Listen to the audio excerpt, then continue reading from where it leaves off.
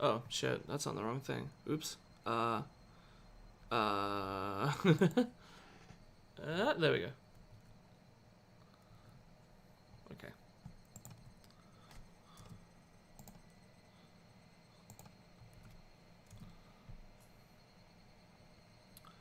And then on my server, I'll just say Higurashi. Post it here as well. Oh, I apparently forgot to post the last one. Oh well.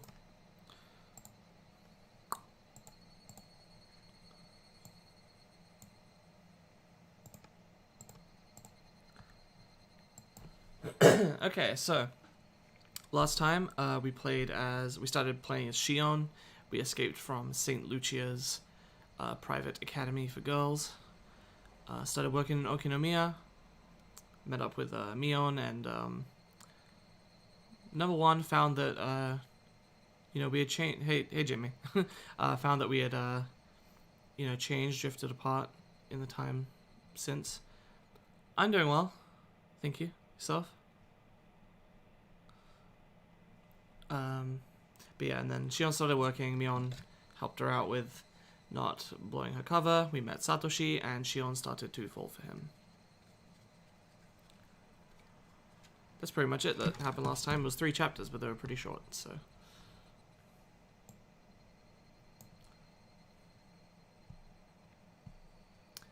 I guess we can go ahead and continue from our save here.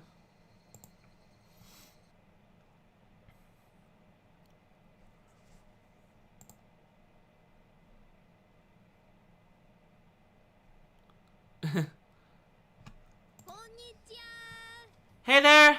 How are you guys doing in the heat? Oh, Mion-san. We're doing good. Is that our refreshment? So for the record, the distinction between what is Kai and what is regular Higurashi is different in the visual novels. In this one, the question arcs are the Higurashi, and then the answer arcs are Higurashi Kai. But in the anime, it only becomes Kai after the arc after this one. So if you've only seen the first season of the anime, you still have seen this arc.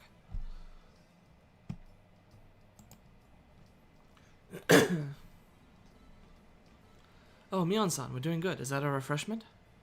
Thanks a bunch. You're such a great manager. I just felt like coming here. I didn't bring this for you, by the way. And don't treat me as your manager without my permission, please.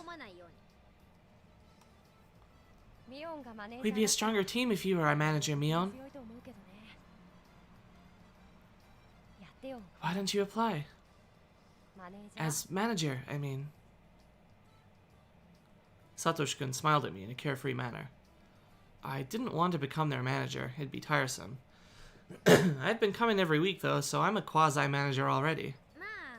Well, if I feel like it. Anyway, how's Satoshi-kun doing, coach? Is his batting average improving? Yes, he's doing fine. His batting average is, well, if you buy 3 packs of rice crackers at Seven's Mart.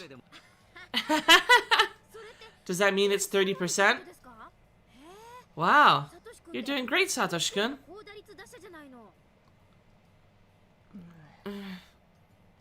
It's not just about the number, Mion. I have to be able to hit the ball when it really counts. It's good that you're aware of your weaknesses, Satoshi-kun. You just continue working on them for now.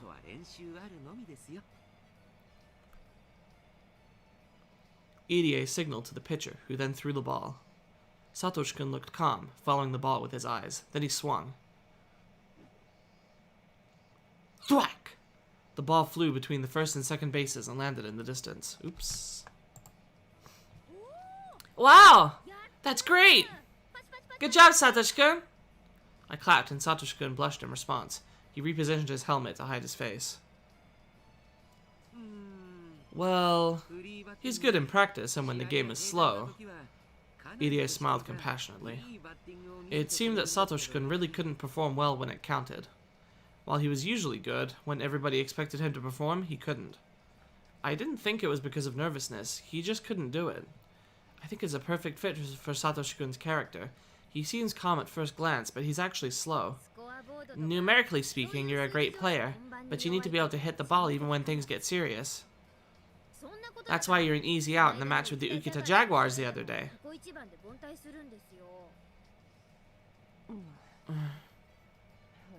Shut up, I know that. If he'd been able to hit the ball then, he would have been a hero. What a shame. A hit could have put the offense into the lead, or at least given them an extension. That was when Satoshi-kun came up to bat. Irie wanted him to live up to everybody's expectations, but statistically that wasn't likely to happen. Yet Irie insisted on giving him a chance, in spite of the fact that all the team members had suggested a pinch hitter. Ah! It would have been perfect if you could have hit it. Why didn't you? Why can't you hit the ball in a situation where it really matters? There was nothing I could do. I know I'm weak in a situation like that. I thought a pinch hitter was a better idea too. It's not about the match, it's about you, Satoshi-kun. Ah! You need to be more aggressive. Shouldn't you have thought the opposite way? Shouldn't you have insisted that you come up to bat no matter what everybody else said? I can't believe you wanted to give away the chance to some pinch hitter. Why are you so weak like that? That's what I'm always telling him. I know that's one of his good points too, but Alright, see you, Jamie. Thanks. You can be a gentleman at other times, but when playing games, you should be a demon. I think all men should have those two sides to them. You need to let your demon out, Satoshi-kun. You're native to Hinamizawa, so never forget that you have the demon's blood running through your veins. Are you listening? Satoshi-kun? I am. I'm not sure, but... What aren't you sure about? We're talking about you! So... What? Ah! Satoshi-kun suddenly started stroking my head. He looked delighted for some reason. A blush immediately spread across my face. I didn't know how to respond. You're giving me advice, right? Thanks. I'll do my best. Hey! Don't you try to fool me! I'm not. I'm just happy that you care about me. I couldn't resist his hand. I couldn't help mumbling like he does. Satoshi-kun ran back to the field, leaving me red as a beet. Do you feel good when you have your head stroked? Depends. If it were you, I'd have to teach you a new martial arts technique. Ah, what a shame.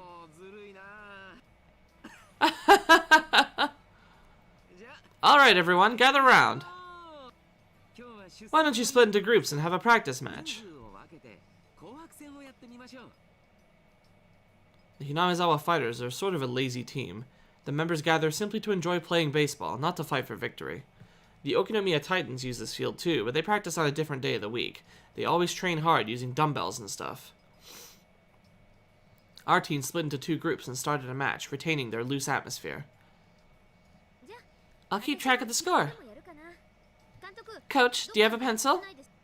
Thanks for helping out. Here. I took the pencil and the clipboard. I didn't know how to differentiate between recording hits and errors at first, but by now I was used to it. Show me what you got, Satoshi-kun! Oh, maybe it'll be too much pressure if I cheer for you too excessively. Just do okay then! That doesn't sound very encouraging either. Do your best! Time passed slowly that Sunday. Huge white clouds appeared in the sky. They made me feel healthy. Humans are born to be active under the sun. One of the parents was acting as umpire today, so Irie sat on the bench with me. He shouted words of encouragement to the kids while they ran to their positions. Any other baseball coach would constantly berate them, but he was much more generous, like a kindergarten teacher. He let the kids have fun while watching over them. To other baseball players, it might look a little naive. I'm surprised you guys can do well with only a small amount of practice. Kids in Hinamizawa romp around every day, so the amount of exercise they get surpasses that of the city kids. Besides, too much training is not always effective. Wow, you think completely differently from the Okinomiya Titans. I can understand why their coach hates you. It's not about being right. Matches exist for someone to win, after all. So prioritizing victory certainly isn't wrong. I think it's admirable to aim for victory together. But the goal of our team doesn't happen to be victory, that's all. The Hinamizawa Fighters and the Okinomiya Titans have been rivals for a long time. Both teams shared the same baseball field, for one thing. And originally there was only one team, but the people living in Hinamizawa left and made their own. Anyhow, we were rivals. The Okinomiya Titans were strictly about winning, and the Hinamizawa Fighters were just about having fun. Surprisingly, our scores weren't that different, which meant our team had something they didn't. Even though I couldn't put it into words, I knew what made that happen.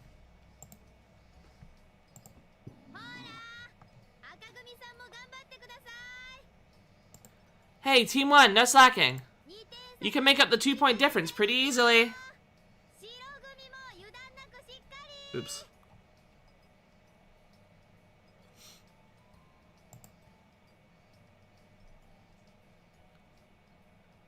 Still, some parents would criticize our coach for being too lenient. But still others would strongly agree with him. Which side would I take? The latter? I couldn't really say for sure. The reason for this was that Irie had an obnoxious habit of sexual harassment. In particular, he had a fascination with maids, but I should talk about that some other time. Satoshi-kun let the ball pass twice to see its trajectory, then hit it on the third pitch and ran to first base. Oh, he did it! He's so good when he's relaxed. Again, it's not supposed to be like... It's anime non-seriousness. Like, I don't think it's like... he's like doing anything actually bad. But in the beginning, he used to get tired very easily. He's improved quite a lot since then. He really does look kind of like a bookworm. I wonder why you started playing baseball in the first place.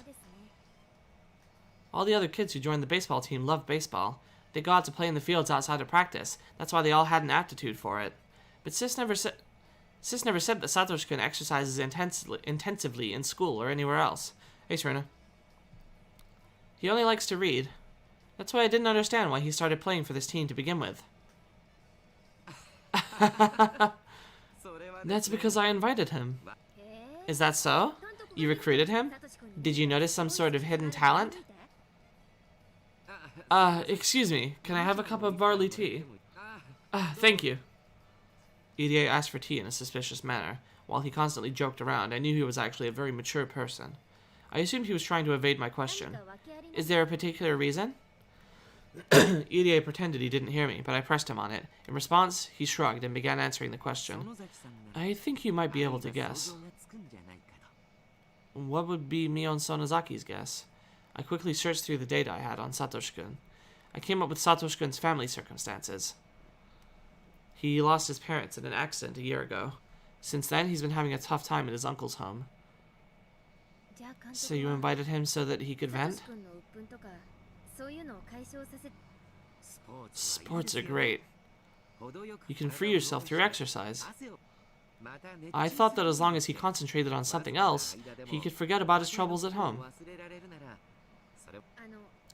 You know he's usually sort of a daydreamer, zoning out all the time. Is he still stressed? I knew Satoshi-kun must be suffering even though he didn't look like it. But Mion Sonozaki never pays attention to things like that, and I had to act like she does. Satoshi-kun got really sick after his uncle took him into his custody. He had many clinical symptoms, but the causes were unknown.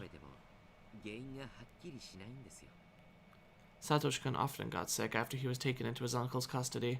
He suffered from fatigue and migraines.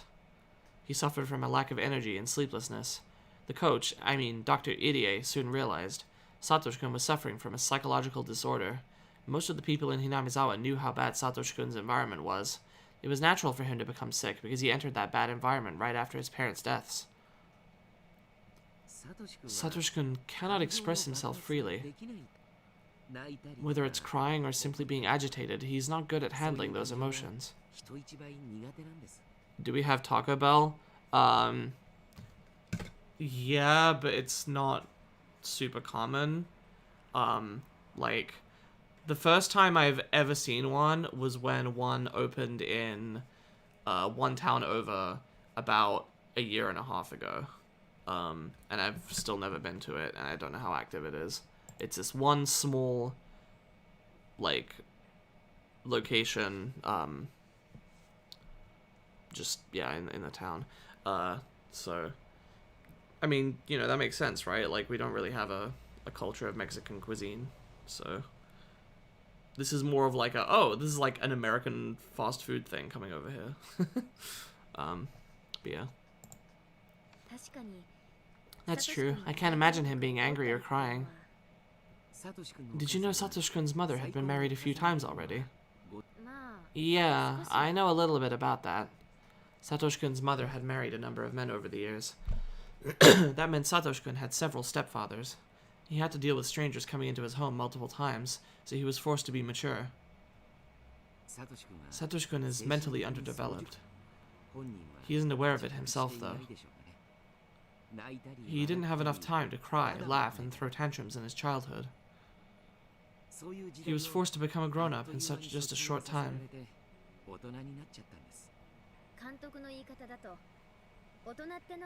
That doesn't sound right. Children have to behave like children in order to grow. There's nothing positive about being forced to become an adult. Not only was Satoko's current relationship with her aunt conspicuously terrible, I heard that her relationships with her previous stepfathers weren't good either. Satoko always caused problems, and Satoshi-kun would always step in to protect her. I thought his physical symptoms came from the stress. His body was trying to warn him.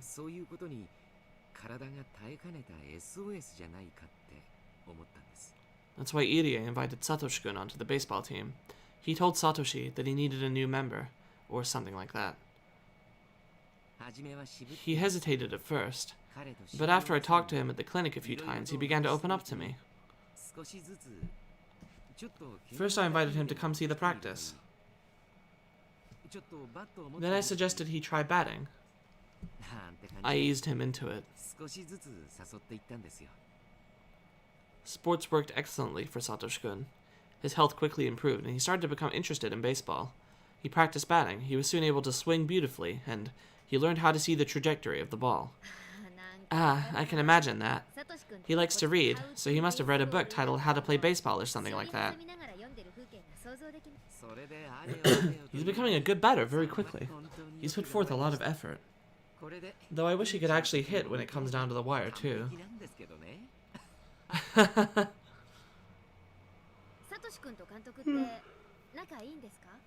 Are you guys close?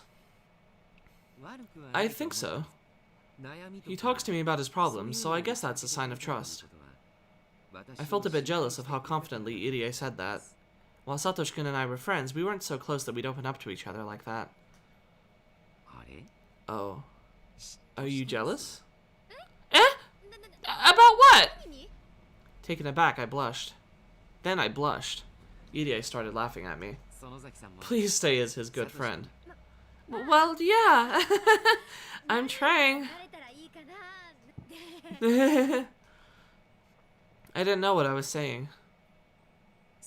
You know, regarding Satoshi-kun, he seems a little sick again lately. What?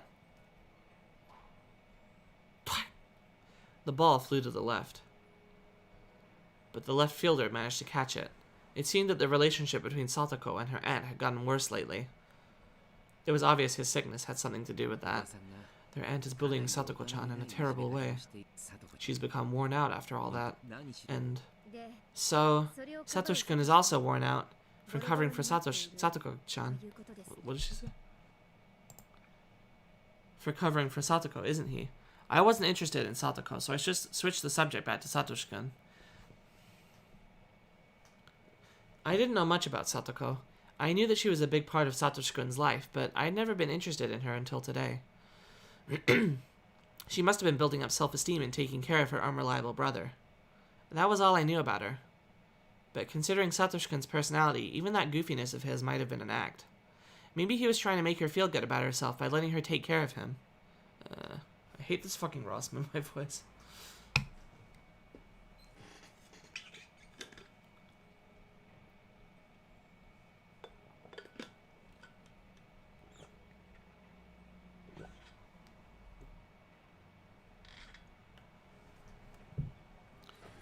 If only unconsciously. When he's alone, he's surprisingly strong.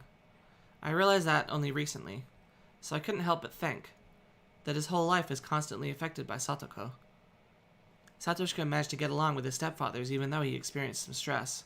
He was even getting along with his aunt, but in order to protect Satoko, he always had to step in and suffer. I didn't really know anything about Satoko, but I had to admit I felt hostile towards her.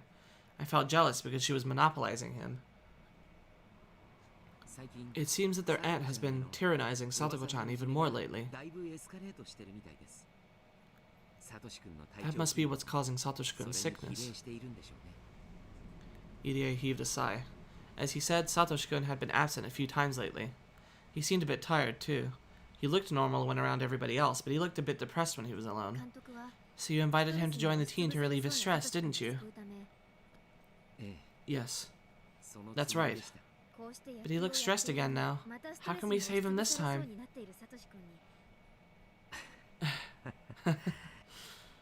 I don't know.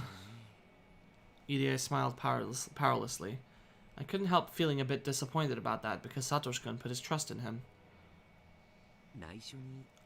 Just between you and me, Satoshi-kun recently told me that he wanted to leave the team. Huh? How come?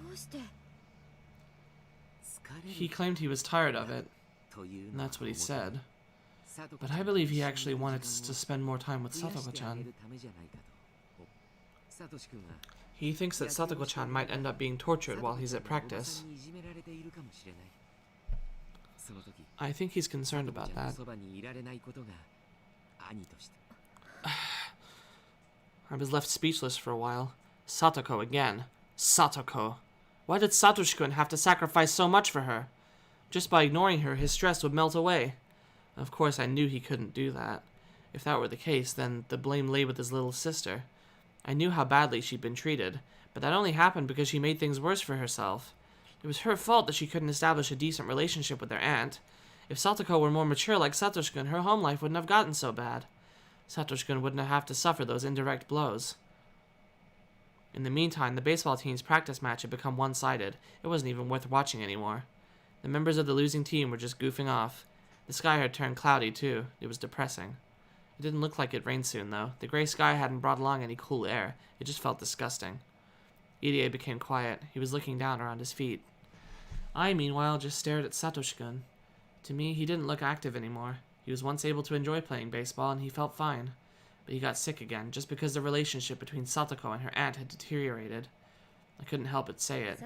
Shouldn't we do something about Satoko instead? It was just a murmur, but Irie had definitely caught it.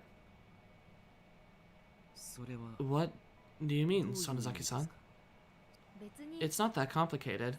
If Satoko were stronger, Satoshi-kun wouldn't have to deal with stress. I think Satoko is the cause of everything. I don't know about that. Yes, you do. If she didn't cause any trouble, he wouldn't have to step in, would he? He wouldn't have to take over in the fight between Satoko and her aunt, right? Satoshi-kun never got scared of any trouble, no matter how formidable the enemy. He'd bravely stand up to protect the weak. I knew that because I could vividly imagine it. Whenever their aunt chides Satoko, Satoshi-kun steps in to protect her. The aunt probably didn't like it. Though Satoshi-kun didn't have to fight, the aunt would attack him anyway. The fight would then be between the aunt and him. Satoko might then tease the aunt by sticking out her tongue, hiding behind his back, and pretending to be scared. She'd never think about how deeply he was being hurt. Because of Satoko, Satoshi-kun had become cornered and stressed. I'm surprised to hear this from you, Sonozaki-san. I thought you were Satoko-chan's friend, her classmate.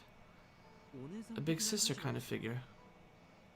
I thought you'd always be on her side. But what you've said is surprising to me. Ide looked at me suspiciously. I could tell what he was thinking about me.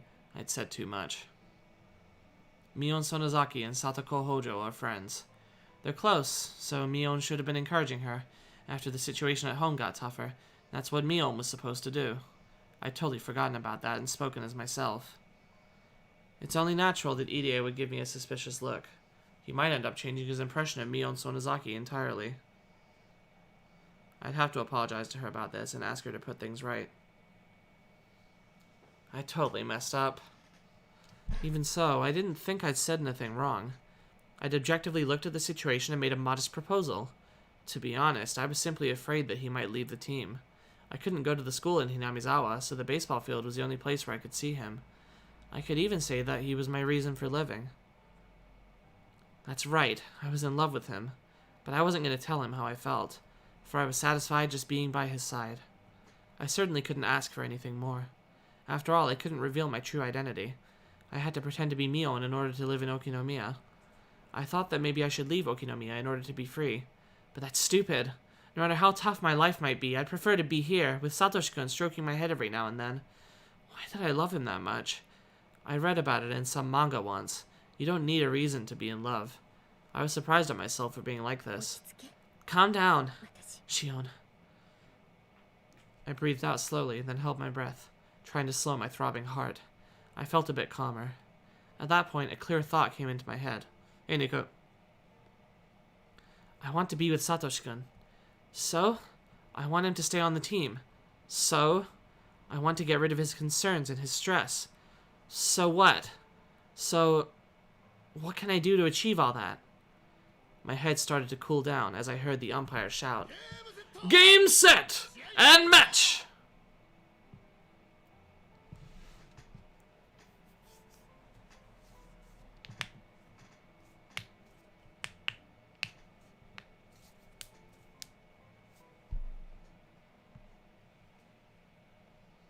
Some days I see him, some days I don't. A clear sky gets cloudy, and rain will always stop eventually. I thought his absence was just like that, but he was actually on the verge of breakdown. You want to be with Satoshi-kun? The rainy season was just around the corner, and the air had become so humid that my shirt stuck to my skin. It had been a few weeks since Satoshi-kun stopped showing up for baseball practice. I looked for him as soon as I arrived at the field. He's not here yet. Did I get here too early? I want to see him playing in the field right when I get here. I'd started arriving late because of those feelings. However, he wasn't here today either. I didn't even bother hiding my disappointment anymore. Everybody knew by now how I felt. The team members from Mion's class came over to try and console me, but I shooed them away. Sonozaki-san? No. What's going on, Sonozaki-san? Are you feeling sick? You're sick? Even Ide couldn't comfort me. I was aware that he too knew why I was like this. I'm going home. I don't feel like watching the practice today. Look, we're having a meeting with the Okinomiya Titans later. I wanted you to be there because you're our manager. Don't treat me like a manager. I never agreed to be one. Ide looked down, not knowing what to say. Alright. Please help us again when you feel like it. Maybe I won't be coming back. If you really need a manager, look for somebody else. Please do come again, whenever you feel like it. Satoshi-kun will be sad if you're not here when he comes back. I ignored him and turned around. I had already set up my schedule with Mion, so I didn't have to ask her every time anymore. I tried to contact her a couple of times to ask how Satoshi-kun was doing in school, but I hadn't been able to get through to her. Apparently the hag had sensed that I might be in contact with Sis. In other words, Sis was being watched. As a result, it hasn't been easy to contact her. Kasai, who had been helping me contact her, seemed to have also been marked. People knew he was loyal to me. I hadn't seen him for a while either. All I could do was wonder how Satoshi-kun was doing. I was frustrated because there was no way for me to know. My head was filled with worries. But something surprised me out of the blue. Somebody called out to me when I was about to leave the field on my bike. Mi-chan! Hello! I'd never seen this girl before. Luckily, she called me Mi-chan. There's only one person who refers to Mion that way as far as I know. Rena. I'm surprised to see you here. Her name is Rena Ryugu. Her real name is Rena, but she wants to be called Rena. So that's what we call her. She moved here in April. I had some information on her, but it was all ambiguous. Sis was still a bit uncertain about her since she's so new. It was hard for me to handle someone like that. I didn't know how to act around her as Mion. So I decided to pretend to be in an obvious sulky mood. That way she wouldn't talk to me as much, assuming that Mion was simply feeling bad. Well, that's how I really am, anyway. Are you going home, Mi-chan? Yeah. Are you not feeling well? Sorry. Let's go together, then. I wanted to say that I'd rather be alone, but there's only one road to Hinamizawa, so asking to be alone would look odd. The only way to not seem suspicious would be to walk home with her. Yeah, let's go. Rena quietly nodded. I unlocked my bike. Mi-chan, do you have an umbrella? Nope. It might rain soon. So let's hurry a bit, since you don't have one. As she predicted, we were attacked by pouring rain our way. We ended up taking shelter in a small shack in front of a bus stop. It's pouring, but it doesn't look like it's gonna last long since the sky over there is clear. Yeah. I heard the sound of rain pattering on the rooftop and the raindrops jumping into puddles. It sounded loud, but it made me feel strangely calm. I zoned out for a moment, then Rena talked to me while looking up at the rainy sky. I was worried about you, 'cause you looked so down. All the baseball team members knew I was depressed because I hadn't seen Satoshi-kun recently. Most of them attend the school in Hinamizawa, so it wasn't surprising that she knew as well. I hadn't been able to contact Sis these past few weeks, but I was sure she had an idea of how I feel about Satoshi-kun and how I would feel if he didn't come to his baseball practice. Sis was probably pretending to act a little depressed during her day-to-day in Hinamizawa to avoid creating a big gap between our moods. But neither of us knew the details about the other right now, so she wouldn't be able to answer if others asked her what was wrong. She'd only be able to say, "Leave me alone." Yeah, that was a thing in one of the journals where, like, Rika would insist on bringing an umbrella on a sunny day because she would insist that it was going to rain, and then it would.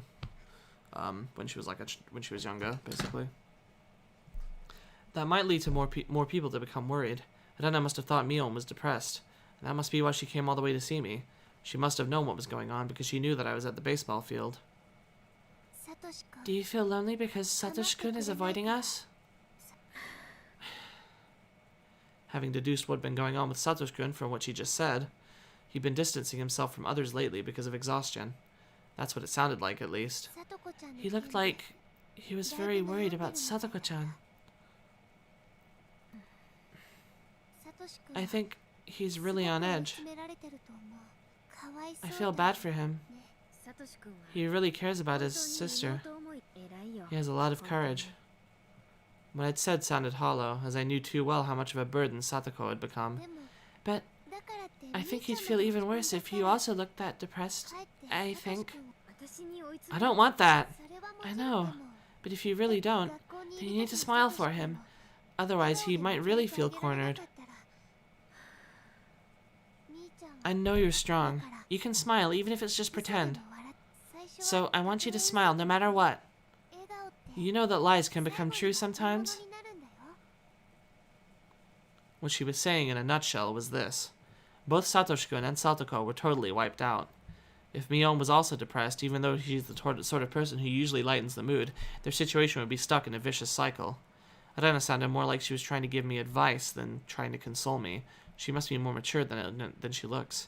Sis told me that she was a funny girl with a few bad habits, but she seemed to have another very mature side to her. Do you love Satoshi-kun? Yeah. Though I shouldn't have told her that, I immediately responded. In that case, why don't you smile?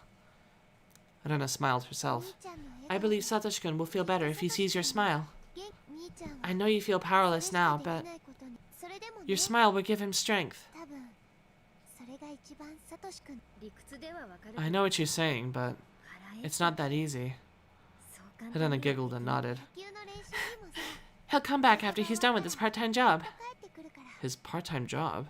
I almost asked that question, but managed to stop myself. From the tone of Rena's voice, it sounded like it was something everyone knew. His part-time job, huh? I wonder when it'll end. Until he has enough money, I guess. But he'll finish by Satoko-chan's birthday at the latest. I tried to figure out what was going on from what she said.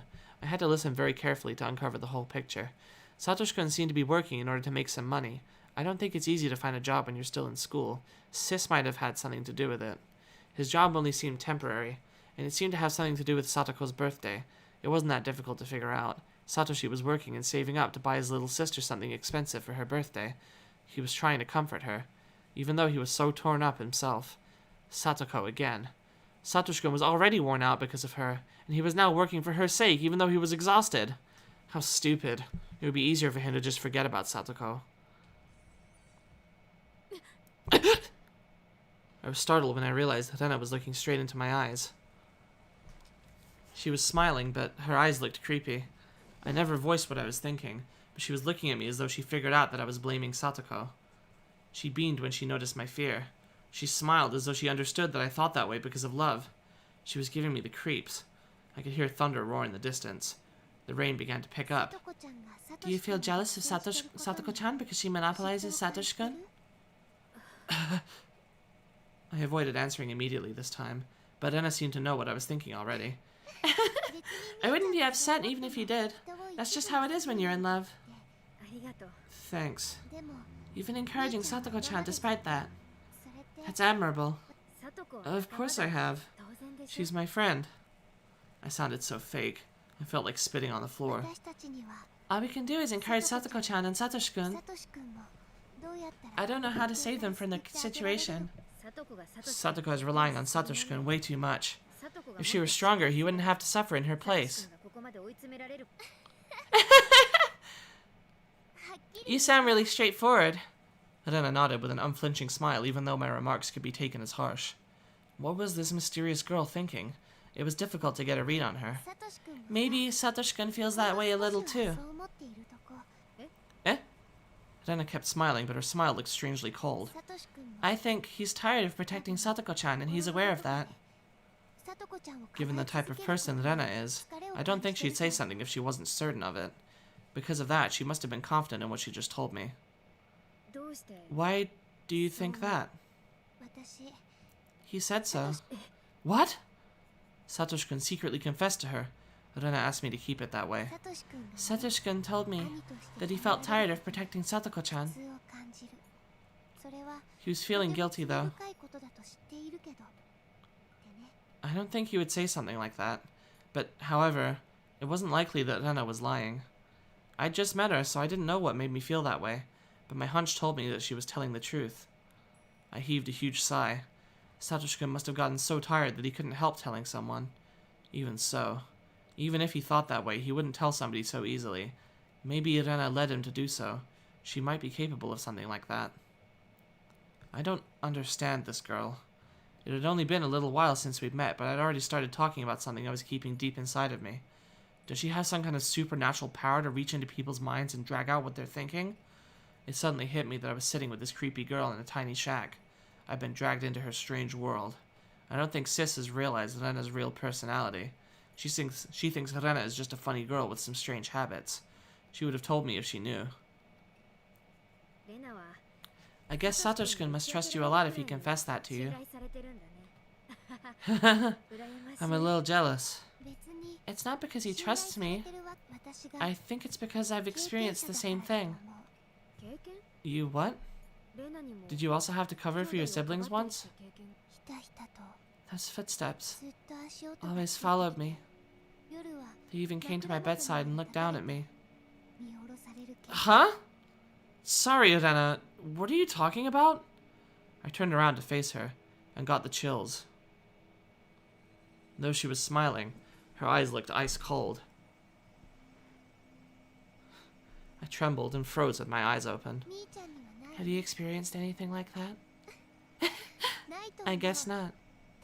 Probably. Then I kept laughing self-derisively. I tried to figure out what she was saying. Have you ever thought of leaving Hinamizawa and moving to a big city? Have you ever thought of doing something like that? I didn't know how to respond. Rena waited for my answer, urging me to speak with her silence. No. I love it here. Yeah, that's right, isn't it? I knew that.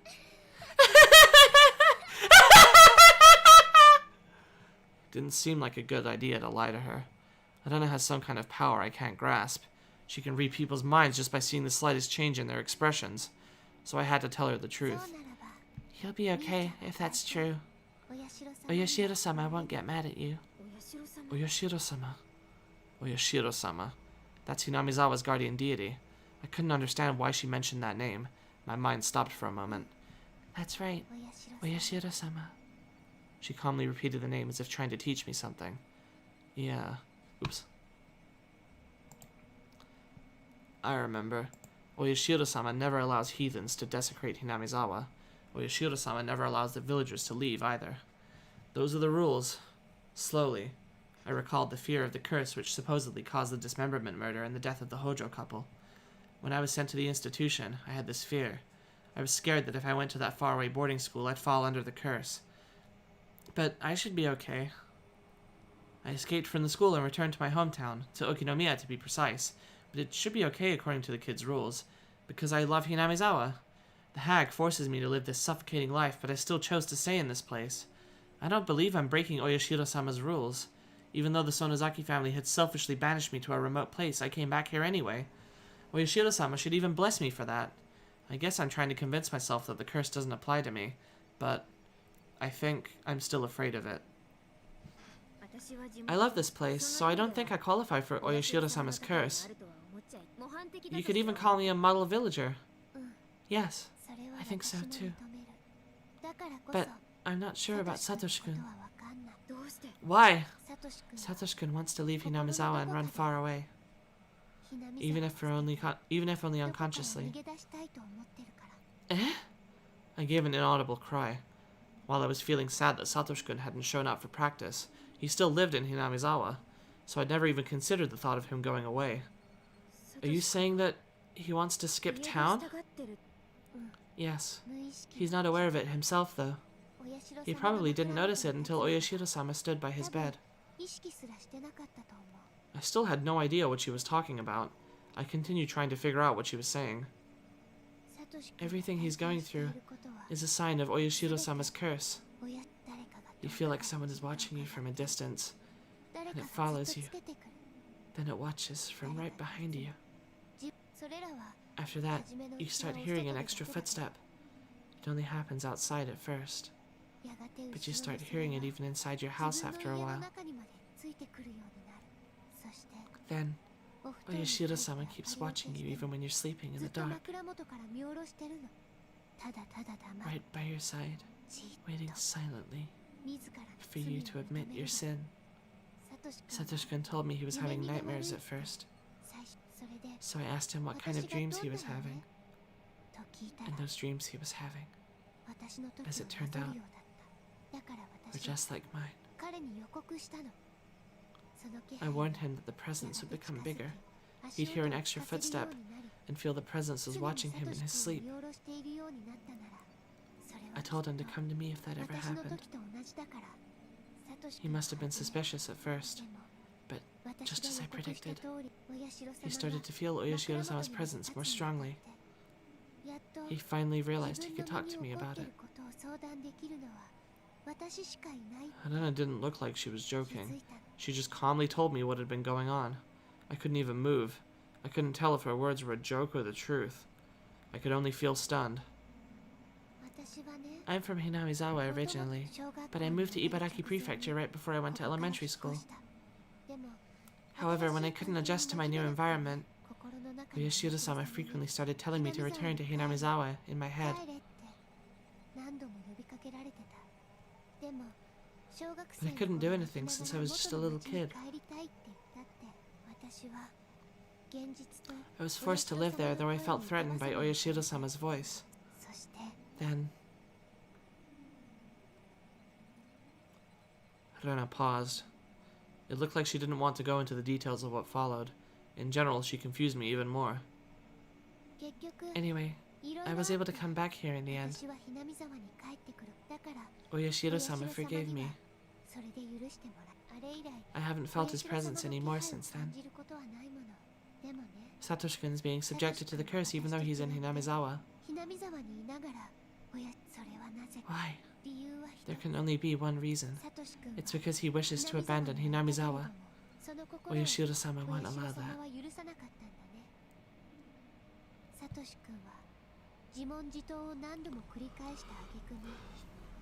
After a series of inner monologues, he confessed. You know he's working part-time, don't you? The teddy bear he's getting for Satoko-chan costs about 100,000 yen. $1,000? Jesus Christ. And he's trying to get the money by her birthday. Have you noticed it yet? Think about it like this. If he had that amount of money, that'd be enough for him to run away somewhere far from here.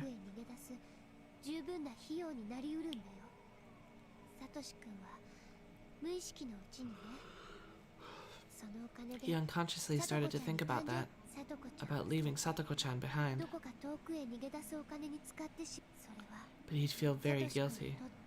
As he pointed out, Satoko-chan is a burden on him.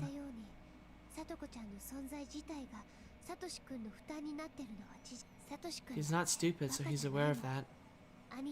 He just doesn't want to admit it because he's the one who's supposed to protect his little sister. He's been struggling with himself.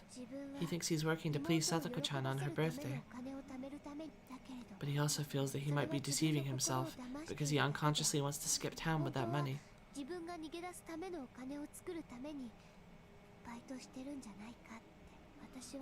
I don't think he should run away. Even if he did, he'd regret it for the rest of his life. Oyashiro-sama knows that.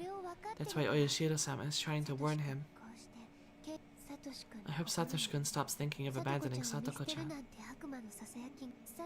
He's working hard to make it to Satoko-chan's birthday, which is a couple of days after the Watanagashi festival.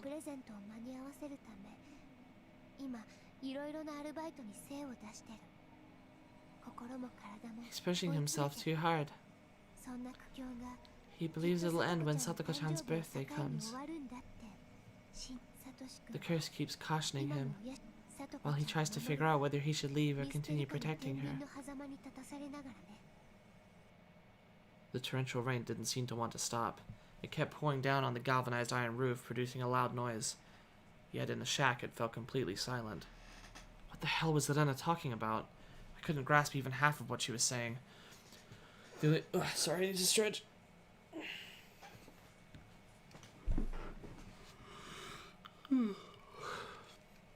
The only thing I had figured out is that Satoshi-kun was struggling, confused, and in lots of pain. He's suffering from Oyashiro-sama's curse, and Rena has experienced that before. The Watanagashi festival was right around the corner. Oyashiro-sama's curse had struck 3 years in a row. There was no guarantee that it wouldn't strike a 4th time. Satoshi-kun was subject to Oyashiro-sama's curse even now. Was he going to skip town? Was he going to be the next victim of Oyashiro-sama's curse? Either way, he might disappear forever. Could I do something to prevent it? If I didn't do anything, it would all come to a hopeless end. End? I started feeling a sense of dread. I didn't buy the crazy story that Rena told me. But if something really was happening to Satoshi-kun, which might bring about some kind of an end, I couldn't help feeling scared. It's true, isn't it? My instinct is always correct. I decided to contact Mion despite the danger. Mion got upset at first, but she had to listen to me. Sis, what's going on with Satoshi-kun? He looks really stressed out. I can't even talk to him. What do you mean? You don't know what's going on because you can't talk to him? Sorry. Sis, give me another chance to trade spots again. That's fine. But I'm kind of busy lately attending meetings for the festival. What are you planning to do? Another part-time job? I'm going to your school.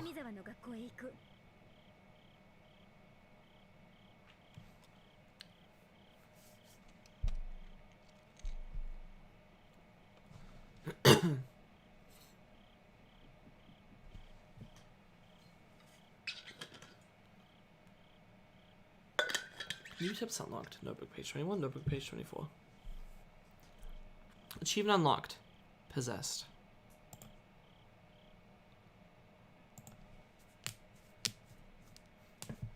Why don't I relate my encounter with that creepy girl in the rain?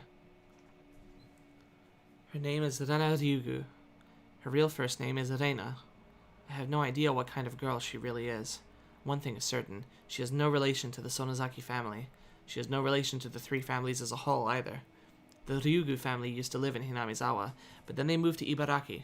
That was before she went to elementary school. They returned to Hinamizawa some years later. Rena Ryugu said she came back because Oyashiro-sama told her to. I don't know what that means. She said it was the curse of Oyashiro-sama. That Oyashiro-sama had stalked her.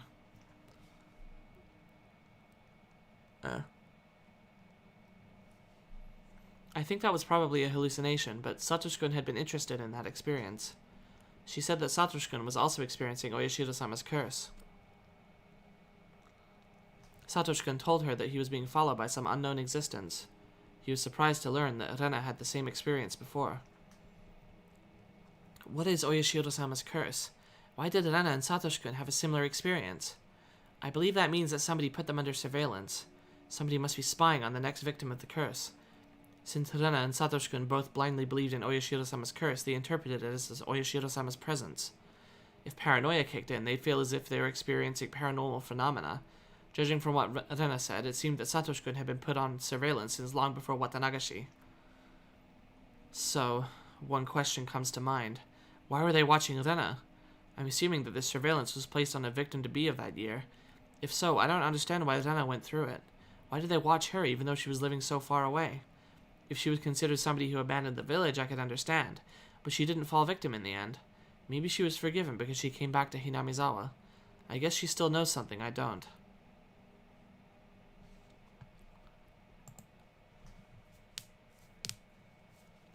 Satoshi-kun looked terrible. When he went home, he had to mediate a fight between Satoko and their aunt. He became mentally exhausted. He went to work every day. He became physically exhausted. He no longer communicated with his classmates. He's either slept on his desk or was gone somewhere during lunch break. He used to be really gentle. It was painful to see him suffering like that. On top of all that, he was dealing with the curse of Oyashiro-sama. He must have been completely, totally, and absolutely exhausted. That curse was a form of surveillance by those planning to victimize Satoshi-kun that year. That means that the other victim was in the same situation. Satoshi-kun's aunt had also been watched. Did she notice any presence? What about the others? Did the victims of previous incidents also experience it? I need to investigate the facts in order to prove the curse on Satoshi-kun was actually just surveillance. Is it surveillance, paranoia, or really the curse?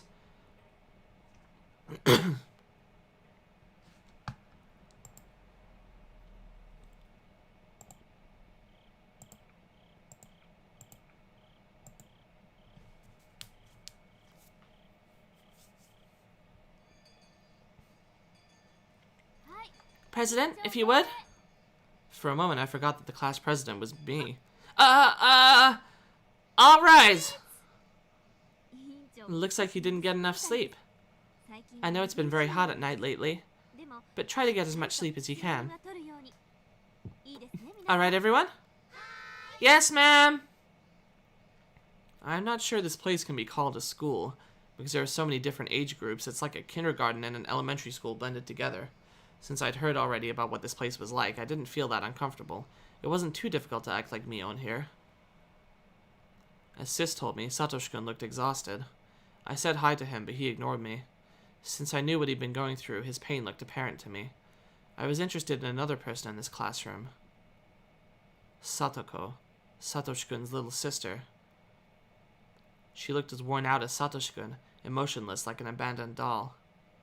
Everybody in this room was aware of their circumstances, but no one could do anything for them. So they just acted as though nothing was wrong. Mion will only let me have this one day. If I slacked off even a little bit, today would be over with quickly. I had to figure out what I should do in this limited time. I should probably talk to Satoshi-kun. About what? Anything goes. Cheer him up, sympathize with him. Anything will do. More than anything, I just wanted to chat with him. However, Sis had told me. She said Satoshi-kun didn't communicate much with her lately, and had distanced himself from her. I figured I shouldn't talk to him too casually. I wanted to, but maybe it was better to leave him alone. I needed to keep Sis's warnings in mind, but instead I decided to ignore them.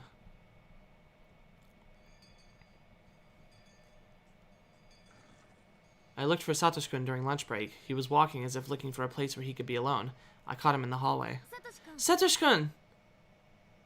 He turned around, startled by my voice. His facial expression surprised me. He was scowling, clearly a sign of rejection. Had to BRB in the middle of Rena spooking Shion. Did you miss anything significant? Basically, we continued being spooked. She talked about how Satoshi-kun has apparently also had nightmares and experienced feeling watched and hearing an extra footstep when he's walking and stuff like that. And Shion theorized about the curse, and we asked Mion if we could go to school in her place for just one day. And she's like, okay, but just one day, and I'm going to warn you, Satoshi-kun isn't going to want to talk to people. And we're like, okay, and then we actually explicitly said we're going to ignore her warnings. We just want a chance to talk to Satoshi-kun. He was scowling, clearly a sign of rejection, but I couldn't hesitate. I'd lose my only chance if I did. I do have to question, why don't you just pause the stream and then play it back at double speed, since you already do that when you're late for them anyway. But yeah. Hey, how are you? He gave me a look as if saying, do I look fine to you? I never expected to see an expression like that on his face. It felt like my heart was being torn into pieces. As I looked down, he spoke to me. I felt a little glad, but the next thing he said changed that. I'm fine. Is there anything else? I'll get going if there isn't. Because I want to be alone.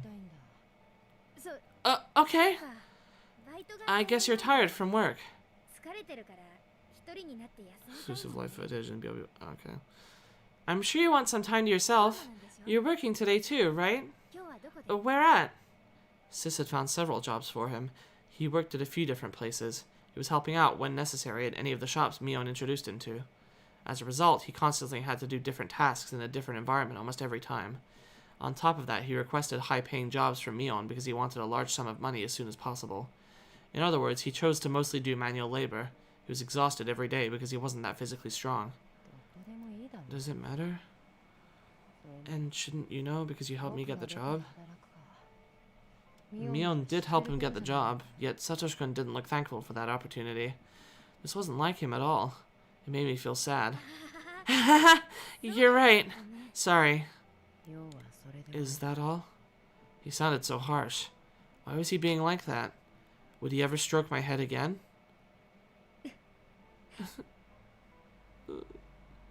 I couldn't help my tears. They flowed onto my cheeks. Satoshi-kun looked confused for a moment, but then he frowned again. Sorry.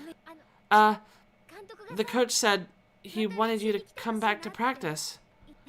I told him I quit, so I won't be going back. But maybe it's a good idea to work out from time to time, you know?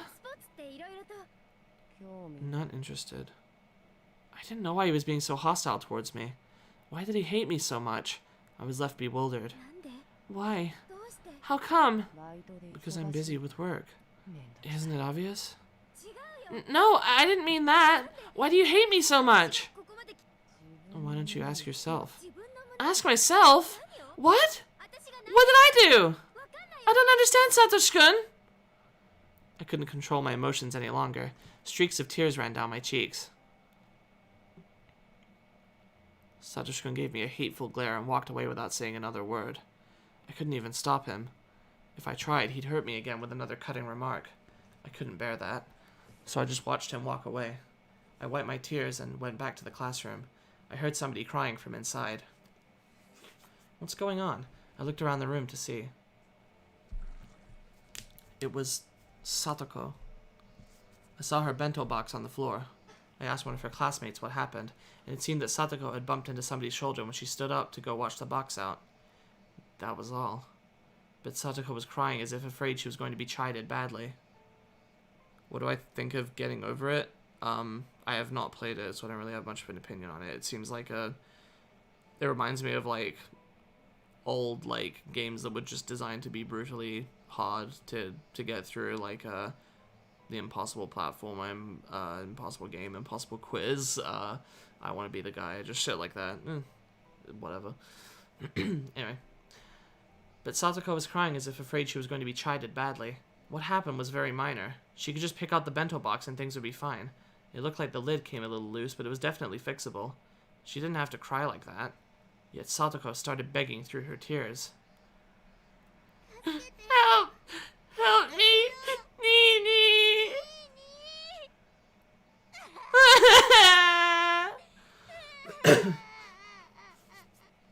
Because of what happened with Satoshi-kun, I couldn't suppress my emotions very well. So, instead, they exploded. I stormed up to Satoko while elbowing her classmates aside. I grabbed her by the head, then threw her into the wall. Satoko screamed. She didn't seem to understand what had happened. She was shedding tears and shivering. She must be wondering why I did that. Do you know why I did that? Help! Satoko cried for her brother's help again, and so I grabbed her head and threw her again. Satoko stumbled and crashed into a desk. The desk fell and the contents of the drawer scattered about. Satoko didn't even stand up. She just crouched and trembled while looking up at me. Help! Help!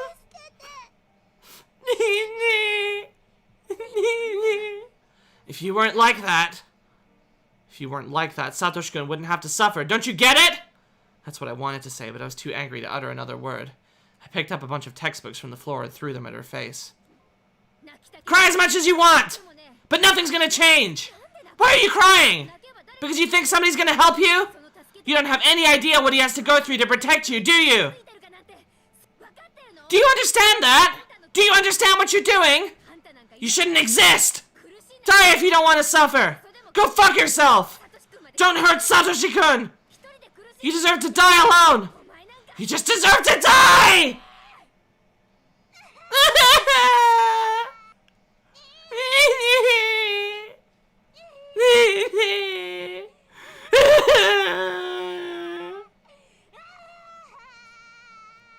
Her desperate cries only increased my irritation. Stop crying! Don't call your brother for help! Stop it! If you weren't like that, if only you... I kept on throwing things at her. Satoko curled up to protect herself and cried even harder. At that point, a girl with long hair ran up and huddled over her. I knew who that was. Rika Furude, one of Satoko's only friends. Please don't hurt her. She's in a poor situation, so please don't hurt her. It doesn't matter how pathetic she is. She shouldn't rely on Satoshi-kun all the time. Stop spoiling her! Satoshi-kun has to suffer so much because of her. No! Stop! Don't hurt her! Rika also became the target of my anger. I'm trying to teach her something here! If you keep getting in the way, I'll crack your head open! I grabbed a chair and lifted it over my head. It wouldn't hurt only a little if I threw this thing at them. Rika tightly closed her eyes and covered Satoko with her body. I didn't care what the consequences would be. I didn't care if I hurt them. Stop! Mi-chan! Rena returned to the classroom and shouted at me. Then Satoshi-kun rushed in while pushing Rena aside. Seeming to have grasped the situation immediately, he charged straight at me. Until my body had hit the locker, I didn't understand what had happened. There was a loud crashing noise. I'd left a dent in it. I crouched there in pain. Satoko! Are you alright?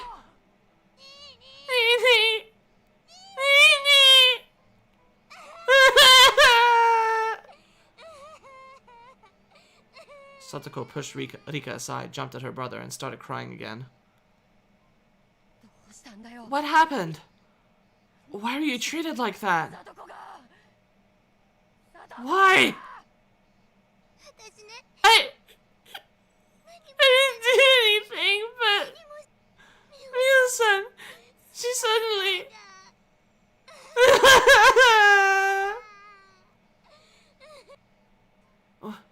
What's going on, Mion?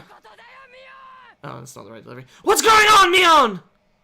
Satoshi-kun shouted at me while clutching his sister. He looked fierce. I just... What did Satoko do to deserve this? What did we do? Why do we always have to suffer like this? Why? Why? He released Satoko and rushed up to me, grabbing me by the neck. You said that I should ask myself, didn't you? So, why don't you ask yourself? Ask what? I know you feel she's a burden on you. You always have to suffer because of her. You know that, right? If she were stronger, you wouldn't have to suffer. She's the one to blame. I don't believe what I said was wrong, but after hearing it, Satoshi-kun went berserk. What the heck do you know? Satoshi-kun grabbed my hair and threw me to the wall just like I did to Satoko. However, I wasn't going to back down. I no longer had any control over my emotions at all. You spent so much time protecting her! She'll never stop relying on you until you stop doing that!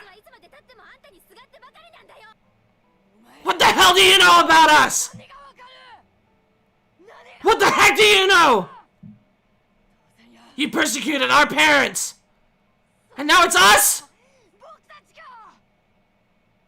That's the way of the Sonozaki family, huh? You torture traitors for fun! Is it fun? Is it fun bullying us? Huh? Stop it! That was Rena's voice.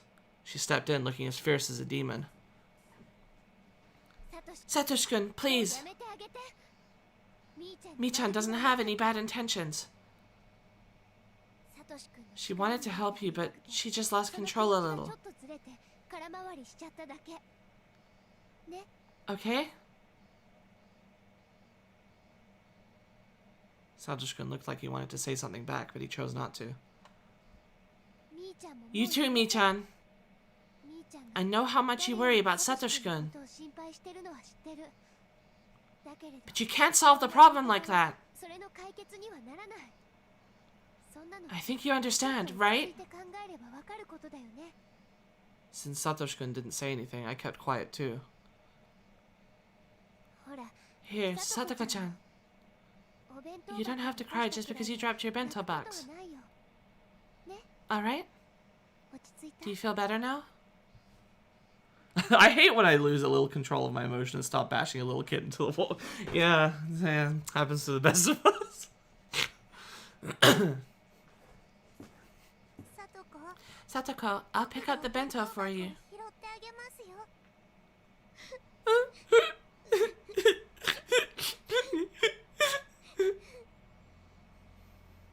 Dika started picking up the bento box while its owner continued to cry.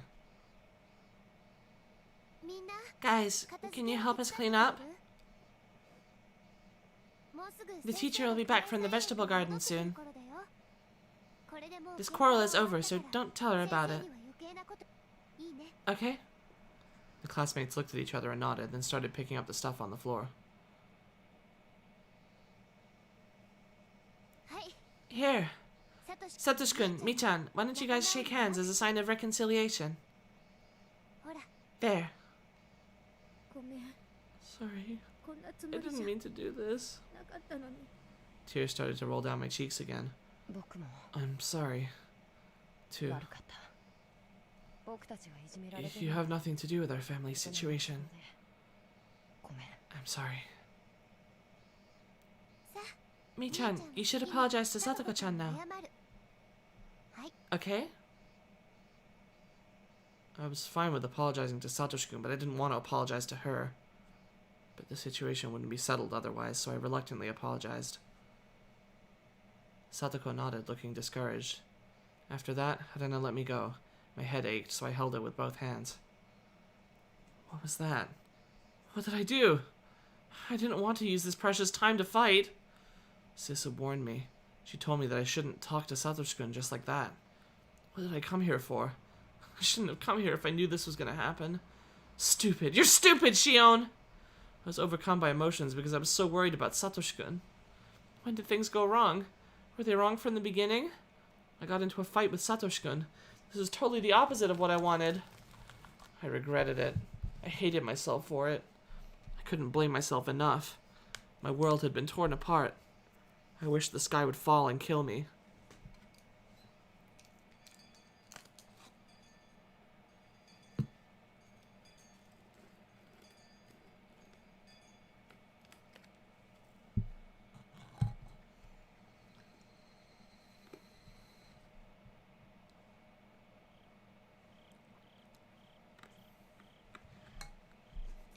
Sis sounded both amazed and confused.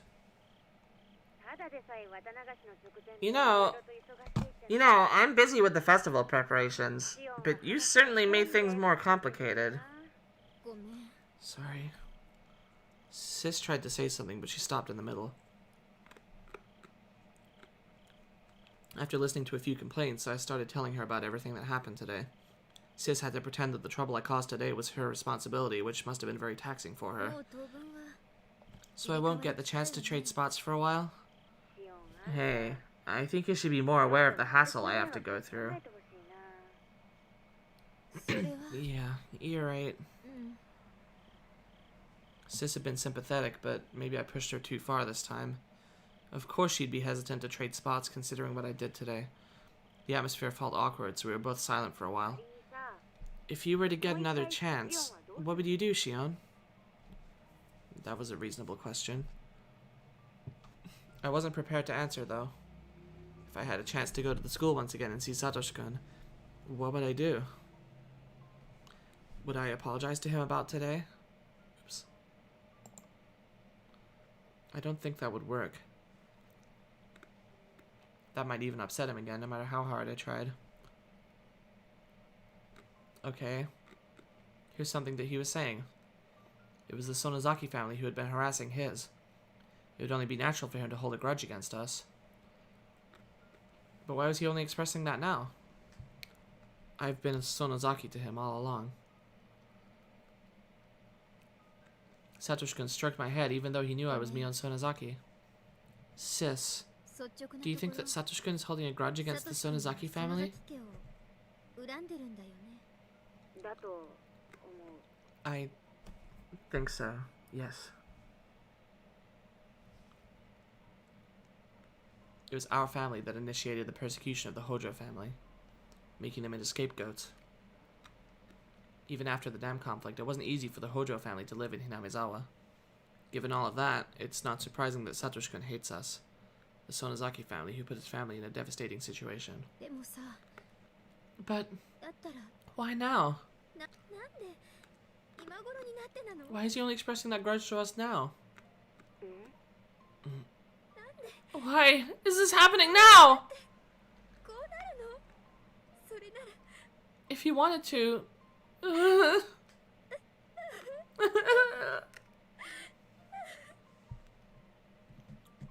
If he had rejected me in the first place, I wouldn't have wanted to get close to him. My tears wet my cheeks. I didn't bother to wipe them.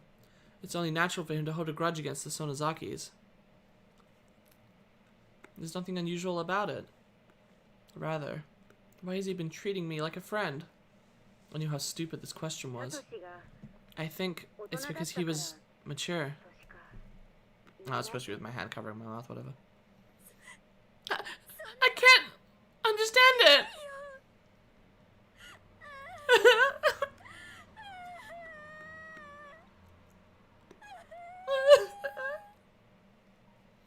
He was treating me as a friend because he was mature? But now that he becomes stressed mentally and physically, he's decided to reject me? No matter how hard I thought about it, I couldn't find anything to fault him with.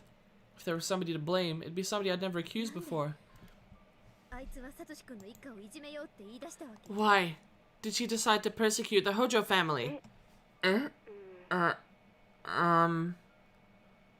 While eating cashews, what, the crunching sound? Didn't realize you guys could hear that. It's not cashews though.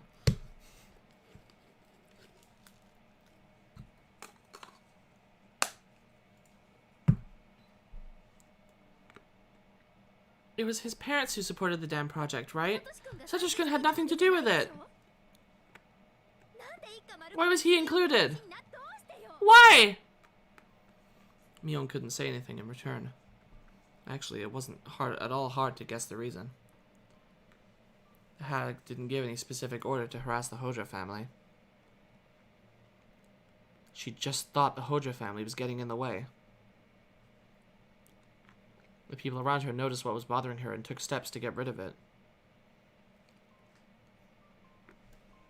Though of course, she must have known how influential her own words were. She didn't just think it, she gave what she must have known would be interpreted as an order. She's the one to blame for initiating the attack on the Hojo family. You said before that the Furude priest wasn't mature because he didn't cooperate, right? Is this the same scenario? The Hojo family wasn't mature because they didn't act in accordance with the other villagers? Eating sounds don't really bother you, especially considering you're guilty of having eaten with your mouth open. I don't really want to say what I mean. That's why the hag decided to punish them, isn't it? Mion couldn't say anything in return, meaning that my accusation was the truth. They already punished the Hojo couple. Feel free to bring them to the torture room in the garden and chop their fingers off or something. But leave Satoshi-kun alone! Satoshi-kun has nothing to do with this! What did he do to deserve this? What did he do wrong? Answer me! Answer me, Mion! Mion! Very well. Please take care of the matter. Goodbye. Mion suddenly changed her tone and hung up. She must have done that to escape from my questions. I was furious. I started redialing the number, but then I remembered that we decided she'd hang up the phone after using that phrase when she saw the hag coming. I doubted she actually saw the hag, but it was the rule, so I couldn't call back for a while. I went to the bathroom to wash my face and cool down. I turned the faucet. The water felt lukewarm. It didn't help me cool down at all.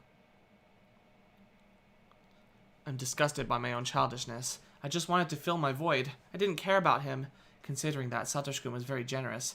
But I don't know if I can forgive Satoko. That's a different story.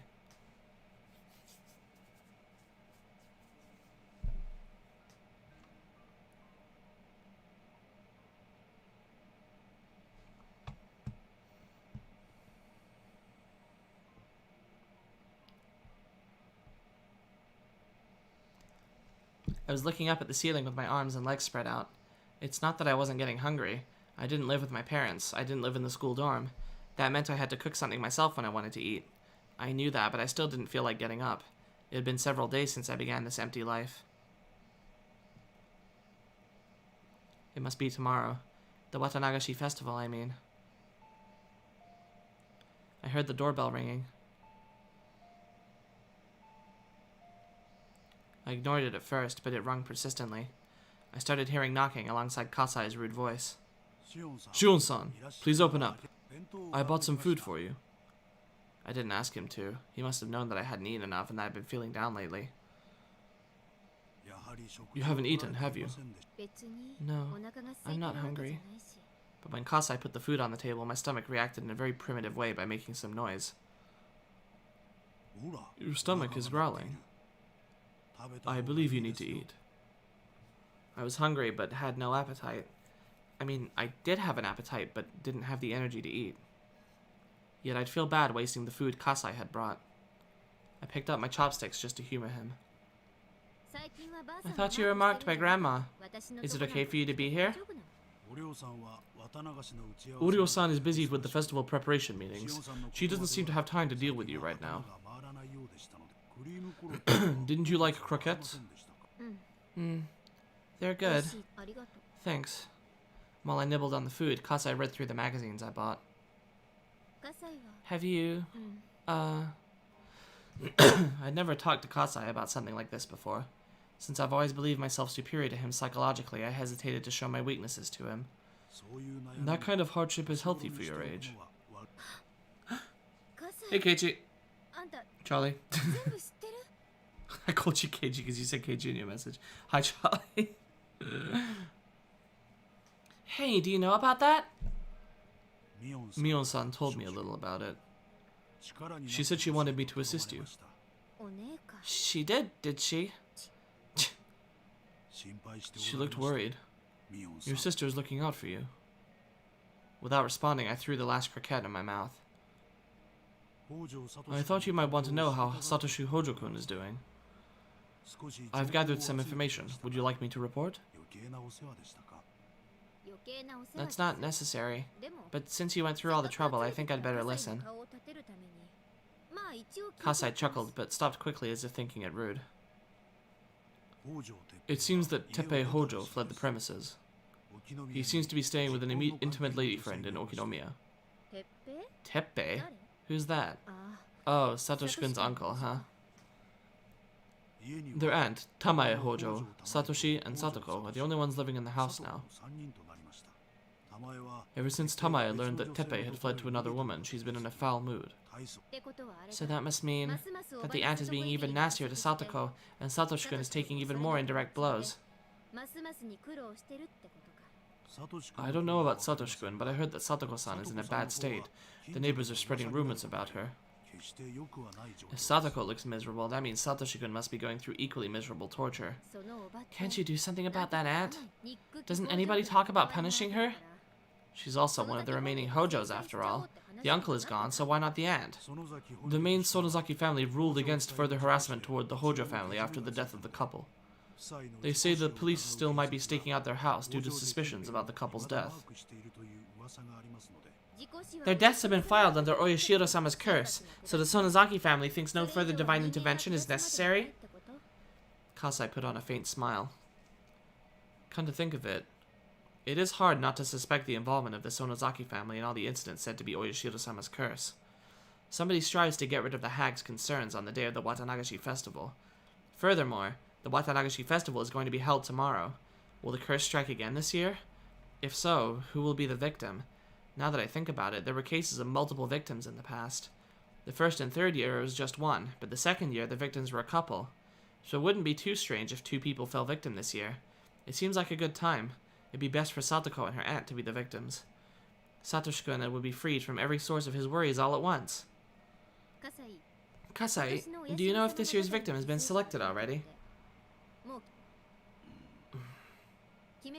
Does Grandma make the decision?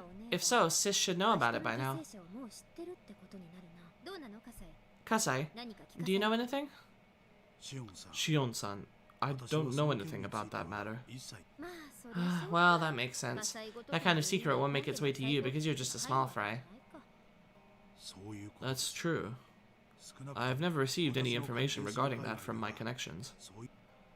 But as you know, the Sonozaki family has access to many underground organizations, which I have no channels into. Maybe I could try asking Sis about it, but she won't talk. She's strict about keeping promises, unlike me. If the hag told her to keep a secret, she'd take it to her grave. Damn. I hope Satoko and her aunt will go missing this year.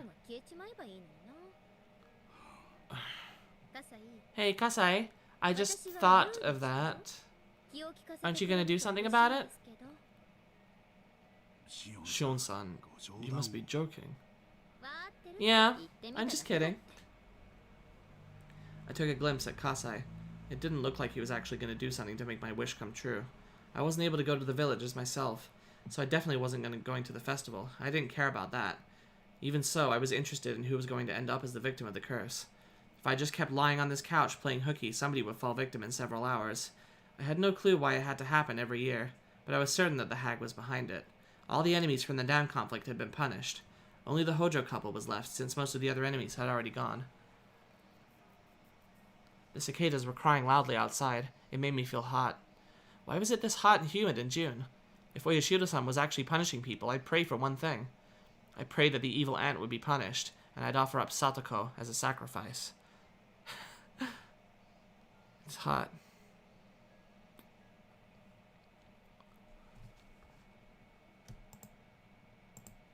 When I woke up, Kasai had already gone. Looks like he cleaned the table in the surrounding room.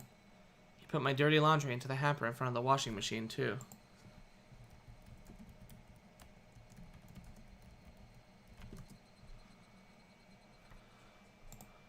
Being a girl of a sensitive age, I didn't want a man to clean my room.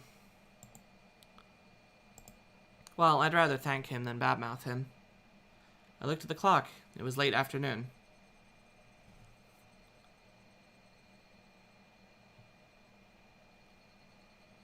I had to go grocery shopping.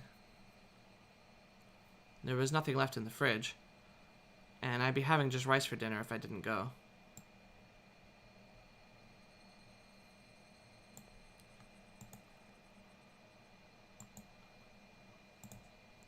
At that moment, the phone rang.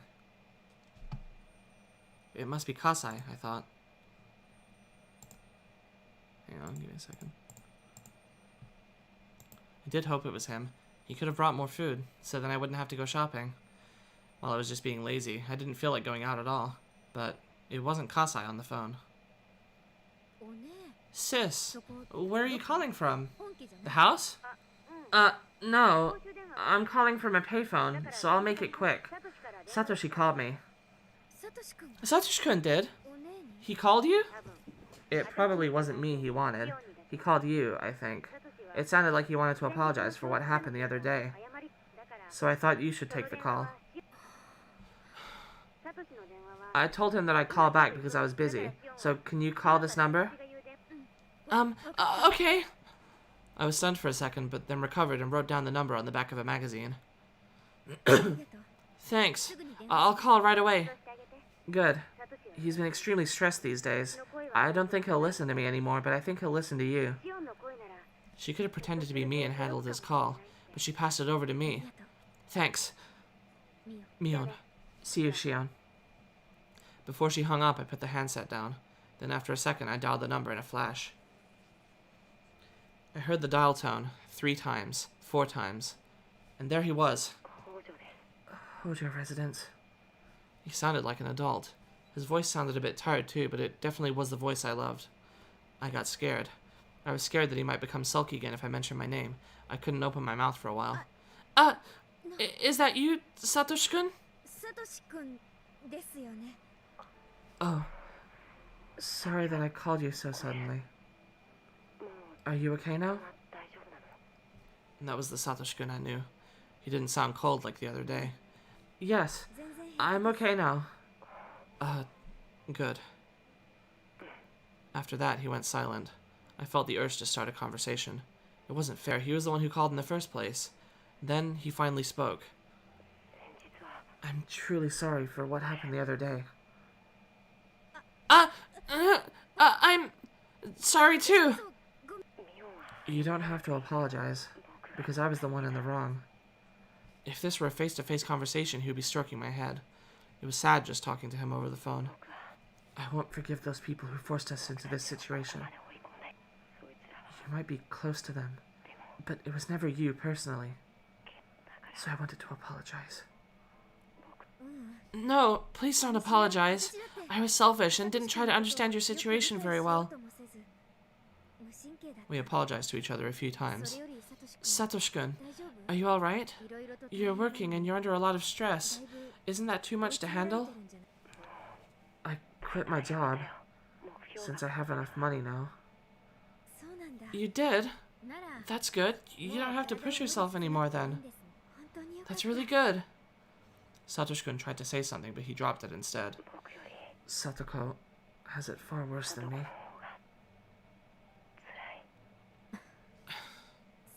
Seems like it. Is she alright? Does she look alright to you? He suddenly sounded upset. I'd messed up.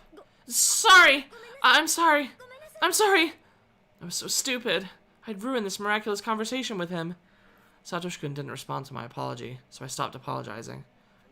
She's been hurt so much it's clear to see. She's so torn up. And everybody abandoned her. Everybody did. I didn't... I tried to calm him down. I hated what I just said because of how hollow it sounded. I had no idea what to say next. I felt guilty. Satoshi-kun was desperate to protect Satoko from their evil aunt, but I wished that Satoko would die tomorrow because of the curse. I was trampling on his desperate hope. Satoko can't take it anymore. So... He cut himself off in the middle and went quiet for a moment. He must have been choosing his words carefully. Then he finally spoke. His words sounded hollow. I mean, I want her to have fun for one night. Eh? What do you mean? The Watanagashi festival is tomorrow, isn't it? I want you to take her there. Yeah, I can do that, but why? She's exhausted, so I think she'd be happy if she could get away from our aunt for even just one night. But why? Why? It's not that I didn't understand why he wanted her taken to the festival. What I didn't understand is why he was asking me to do that. Was there any reason he couldn't take her there himself? I had a hunch that he might disappear, so I kept asking. What do you mean, why? Why don't you take her yourself? He fell silent. Satoshi-kun isn't good at lying or keeping secrets. It was clear that he wanted to hide something. I just have some stuff that I need to take care of with my work tomorrow. So I can't go to the festival. He was lying, but he was also stubborn. He wouldn't admit it if I accused him. Mion, can you take her there tomorrow? I wouldn't want to look after Satoko, even at Satoshi-kun's request, but I'm also glad that he's relying on me. I know it's ridiculous to ask for your help after that incident, but you're the only person I can turn to now. I didn't know what to say. I did know, though, that I wasn't going to turn down his request. Okay, but just for tomorrow. Alright? I hope you'll keep looking after her. What are you saying? I won't do that. Just for tomorrow. He sounded as if he were going to disappear tomorrow. I didn't like the sound of that, so I intentionally sounded sulky. We talked about trivial stuff for just a little while. When the conversation was almost over, Satoshi-kun asked something else. Hey, Mion. I really hate asking this, since you might think I'm crazy for saying it, but... What? You... don't believe in it, right? Believe in what? In Yoshiro-sama's curse. What are you talking about, Satoshi-kun? Those who abandon the village and try to run away get cursed by Yoshiro-sama, right? That's the rule. Every kid in the village knows that. That's the rule. What's with that suddenly? Are you planning to leave? Though I was kidding, I wanted him to deny it. I'm not thinking about that anymore.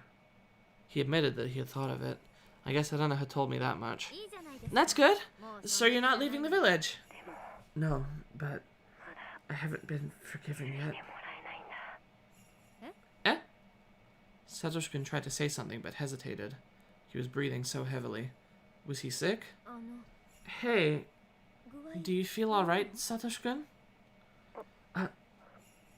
Sorry. I'm fine. I guess you're tired. I think you should get some rest. He sounded distinctly more sickly from when this conversation had started. He breathed heavily when punctuating his words. Satoshi-kun repeated his question. Mion, I'll ask you one more time. Do you believe in Oyashiro-sama's curse? What did he want me to say? Could I make him feel relieved with my answer? How should I respond? The answer was simple. There's no curse. There can't possibly be. I didn't know what was bothering him, but I wanted to make him feel better by laughing his worries away. But Satoshi-kun instead fell silent. Would my answer make him happy, or maybe sad? I couldn't tell. One thing was certain. I didn't make him feel any better. Sorry that I asked such a weird question. Sorry. I felt like I let him down, so I apologized in a rush. Whether it's a real curse or somebody's conspiracy, I won't disappear, and I won't fall victim to it. You won't disappear? No, not until I buy that teddy bear. I'll get the money pretty soon. I won't go anywhere until then. He chuckled. I knew he was trying to relieve me, but it worked the opposite way. He sounded as though he didn't care what would happen after he bought the teddy bear. Oh, my aunt is home. I have to go. Oh, Okay. Mion. Huh? Even though he wanted to hang up the phone because of his aunt coming back, Satoshi-kun took a breath to tell me something important. I'll leave Satoko to you. I should have said yes right away, but I still couldn't forgive Satoko, so I just kept quiet. Forget what I said. Bye. Oh!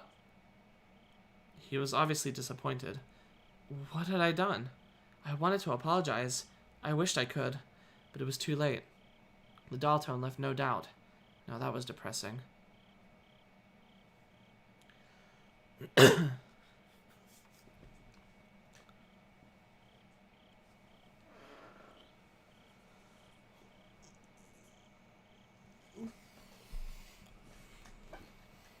New tips. A torn diary. Achievement unlocked. Plea ignored.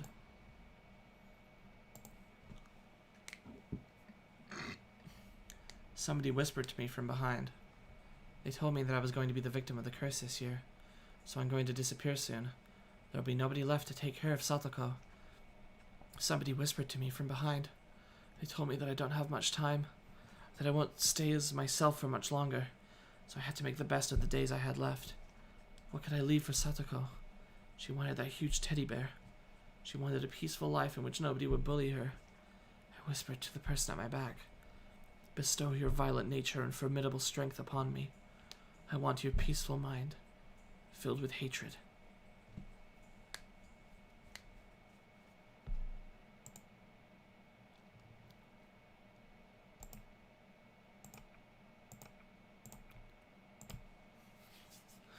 Let's do another. The day of the Watanagashi Festival. June 20th, 1982, 1:40 p.m. What was I doing today? Nothing in particular. Nothing at all. I just wanted to play hooky. I woke up in the afternoon. I ate instant food for lunch while watching boring TV programs. I had a light headache, so I lay down on the sofa. I wouldn't wake up again if I went to sleep. Whatever. I decided to sleep. I'd already told Sis that Satoshi-kun had asked her to look after Satoko. I didn't have to do anything myself. I fell asleep, though my head was aching a little bit. That would be all I'd have to deal with. June 20th, 1982, 5:02 p.m. The aunt believed that all the villagers frowned upon her because her brother-in-law and his wife were pro-dam activists.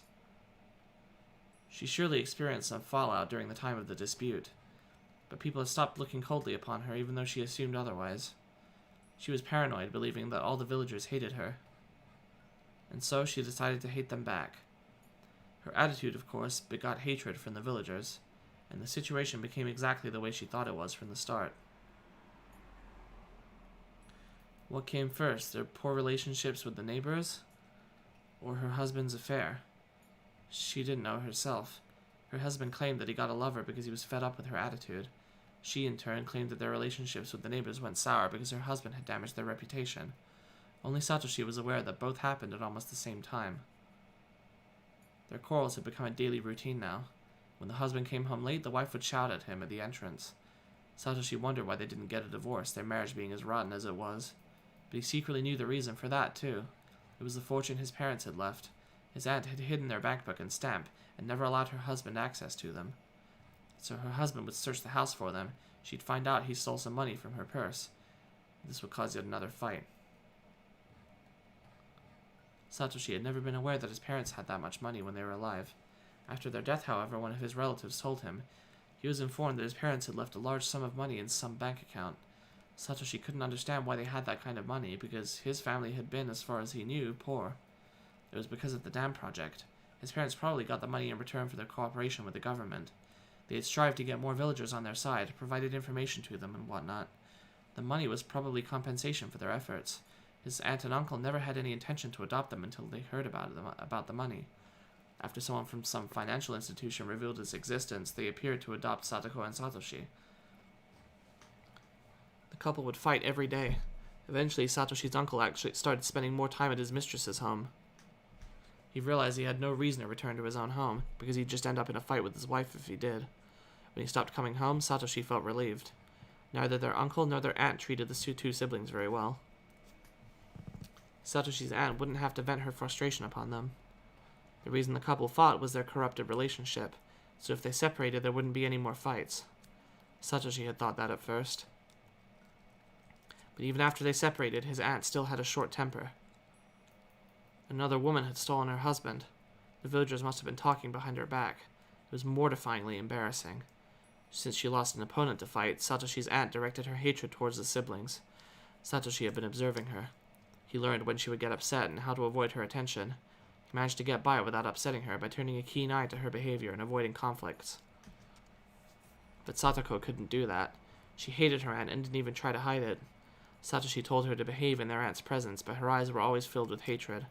Satoshi strived to reduce the conflict between them as much as possible. He stepped in to mend their relationship. It was a heavy burden for him, though, because he was still just a boy. He bore so much. He covered for his little sister by lying and maneuvering. He tried to maintain a tangible sense of peace. But he couldn't do that forever. The relationship between Satoko and her aunt had already spiraled out of control. Satoshi found something in the trash. It probably wasn't a legitimate place for trash disposal. If it was, sanitation workers would come and pick it up. He passed by the street all the time, so he noticed when there were new things dumped there. He found a plain-looking desk of the kind likely to be seen in offices. Somebody must have dumped it within the past few days. His aunt liked to bring usable trash home. She'd had Satoshi help bring a chest home just a few days ago. If he told her about the desk, she'd want it. His aunt hated to find bugs and garbage in the drawers, so she'd always open them to check before carrying the thing home. Oh god, my jaw's starting to hurt. Satoshi opened all the drawers, all of which were empty. After that, he turned around and walked for about 5 steps. He was standing in a knee-high bush. Oops. There he laid something he'd been carrying all the time until today. It'd be very hard to find unless you specifically knew it was there to begin with. Looking satisfied, Satoshi looked around for some landmark to remember the place by. June 20th, 1982, 5:51 p.m. Hey, old pal! I see you showed up again this year. You better get ready for us. You're as peppy as ever. Oh, is she a newcomer? This is Rena Ryugu. Don't underestimate her. She's good. No, I'm not. Nice to meet you. Yo, you too. I brought all kinds of prizes this year. There'll be a real battle to win. Try and take them all with you if you can. Rena tends to dote on cute stuff.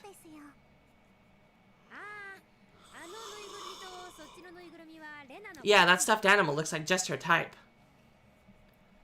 What? Hello!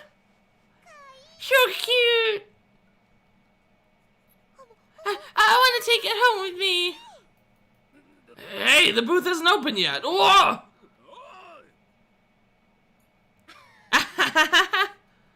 Stop it, Rena. He says the booth isn't open yet. You can run him into the ground once he opens it up. Oh, it's mine! I'm taking it home! Rena lost her marbles over the stuffed animal. Everybody laughed. Everybody except Satoko. She was standing by herself, some distance from the crowd.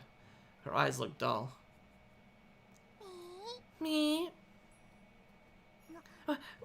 What is it, Rika? Rika walked up to Satoko, smiling ear to ear in an effort to cheer her up. Forget your worries today. Let's just have fun.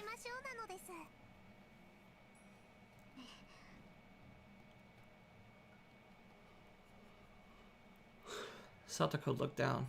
Even if she got to have fun today, her circumstances at home wouldn't change. Satoko? Your evil aunt isn't around. I know that. So why don't you have fun? Nipa. Nipa.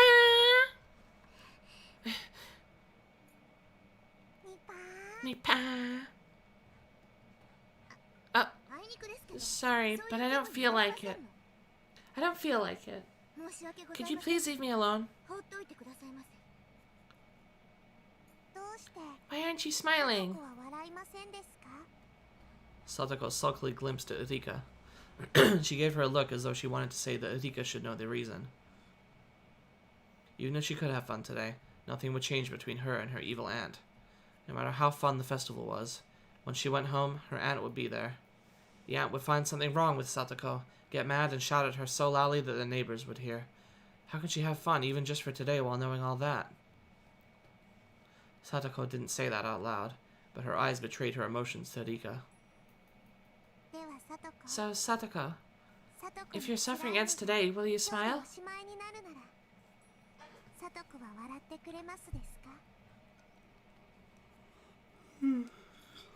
Satoko gasped. She thought that Erika might do something to help. But soon after, she realized that Erika was just trying to comfort her.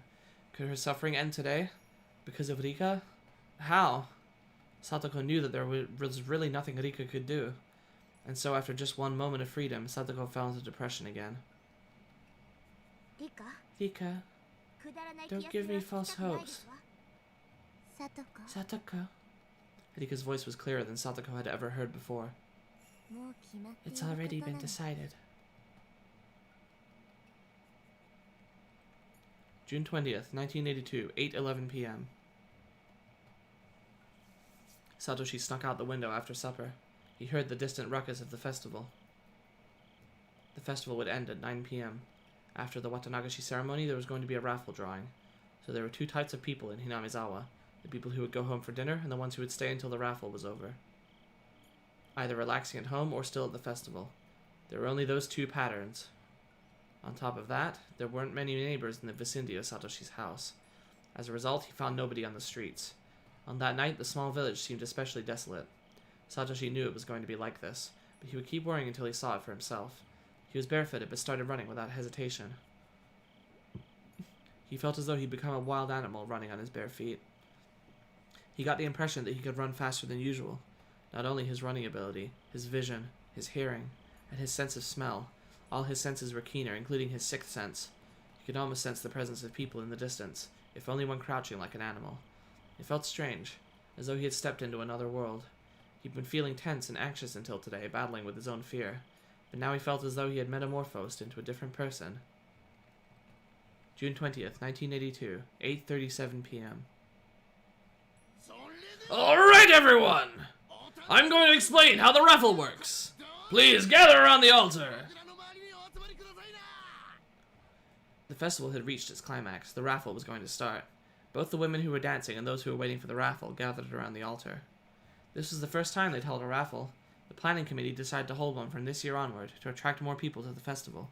At first, the prizes were things the committee members had donated, but Oreo, not appreciating how pathetic they looked, had them thrown away. Oreo took the initiative and bought a brand new TV, a washing machine, a cooling fan, and other such things for the raffle. The committee wanted to keep it small initially, but it turned out big thanks to her. Oreo was upset because the committee members weren't enthusiastic enough in her opinion. Some of the members thought it would be very difficult to prepare prizes of equal value the following year, so this might be the very first and last raffle. Thanks to you, we have such wonderful prizes this year, Oreo-san. They must have cost a lot, didn't they? We can reimburse you from our budget. Buffoon. No point in reimbursing that. It was never about the money. Idiots. No, don't say that. This raffle's all thanks to you, Oreo-san. It's not like I'm doing this all by myself. Don't be ridiculous. The mayor, Kimiyoshi, was having a tough time pacifying Oreo. All of a sudden, one of the committee members burst into the tent in a rush. He looked upset, so Kimiyoshi assumed that somebody probably got hurt in an accident. What's going on, Makino-san? I hope you're not having a heart attack. Kimiyoshi made a joke to calm him down. Makino, however, still looked tense. He whispered something to Kimiyoshi. Even without hearing the exchange between Makino and Kimiyoshi, it was plain as day there was bad news. Oreo-san, I have unpleasant news, if you don't mind. Kimiyoshi, accompanied by Makino, moved to Orio's side and spoke in a very serious tone. Kimiyoshi whispered to her the exact same words Makino told him. Oh dear. This is bad. Ain't unexpected. What happens thrice will happen a fourth time. It's not funny, Oryo-san. You're right, it isn't. It's just another hassle. The police are trying to identify the body. I heard that the face was completely destroyed, so it'll be difficult. It's quite clear who it is, though. Eh? Do you know who it might be? Oryo glared at Kimiyoshi, then started chuckling. Idiot. It must be some impudent lad who didn't come to the Watanagashi festival. People who respect Oyashiro-sama won't get involved in something like that. Oryo kept laughing. Kimiyoshi and Makino didn't know how to react to that. June 20th, 1982, 9:04 p.m.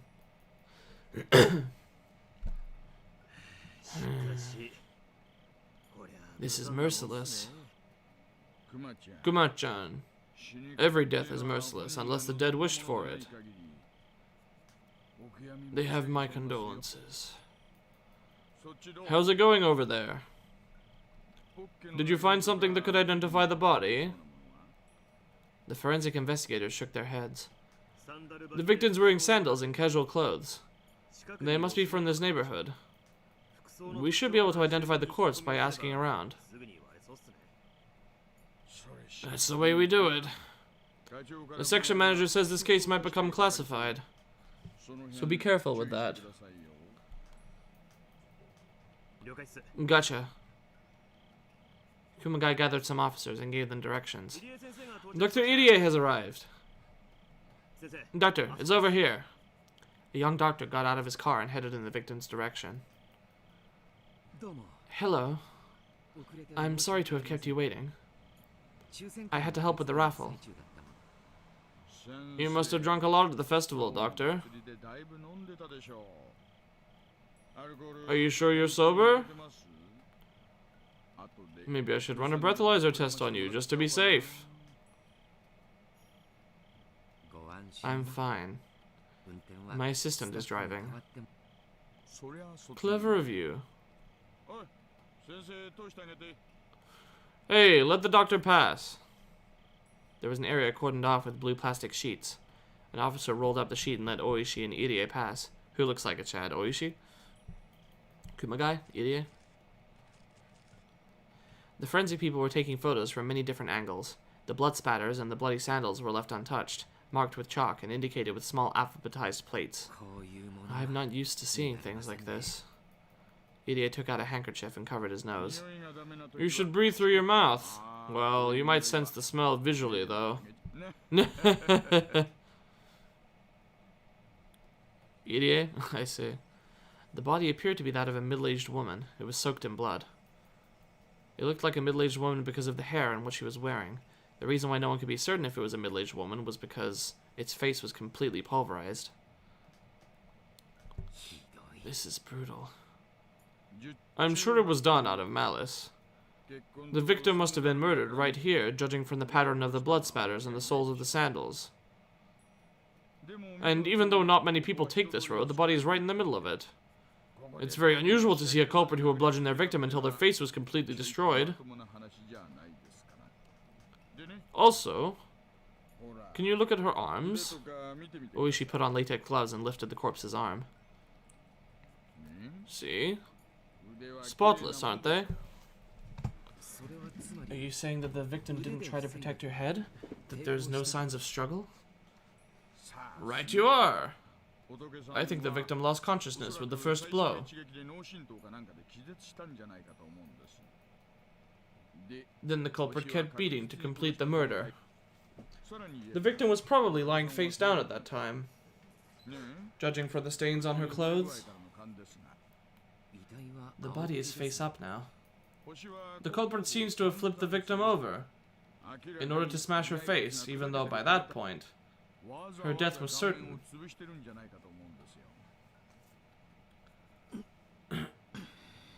Irie looked like he was going to throw up, both because of the putrid smell and Oishi's reasoning. Smashing the victim's face is clearly a sign of a grudge in my experience. It's a very profound grudge, too. That means the culprit must be someone very close to the victim. I understand you didn't call me to resuscitate her. Doctor, do you know who the victim is? If you do, I don't have to waste time questioning the neighbors. Irie looked at the body once again. He looked away quickly and thought. Then, after a while, Irie left the investigation area without saying anything. I'm sorry. I don't know.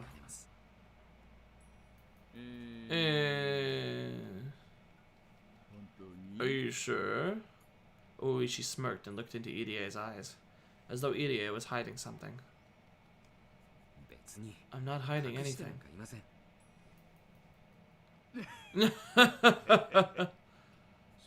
I guess you're still under the influence, Doctor. Maybe you'll remember when you're sober. Let me know if you do. Oishi tapped Irie on the back. The doctor, saying he wanted some fresh air, left the scene. Kumagai returned. Oi-san, the section manager is on the radio. The one in the first car. Irie lied.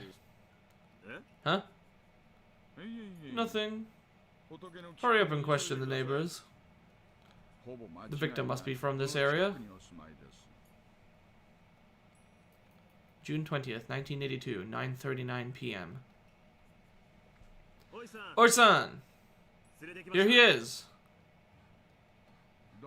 Thank you for coming here this late at night. I know you have school tomorrow.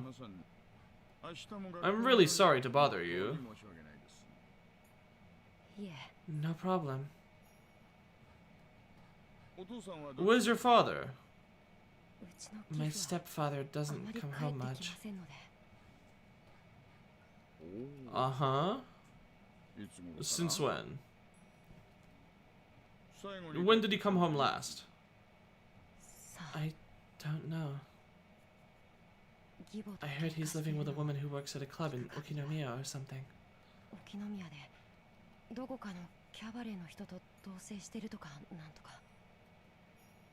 I don't remember exactly when, but I guess I saw him a few weeks ago.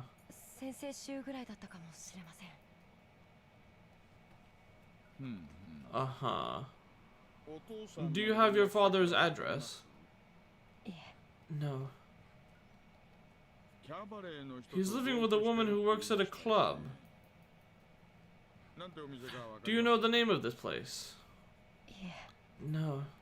I know it's in Okinomiya, and that's all. What's your father's name? Teppei Houjou. Oishi signaled Kumagai with his chin, who nodded while taking notes. Were your mother and father getting along well? I don't know much about that, but I don't think so.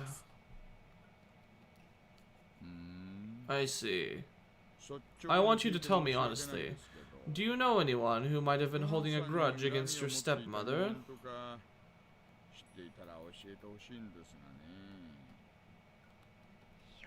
I don't.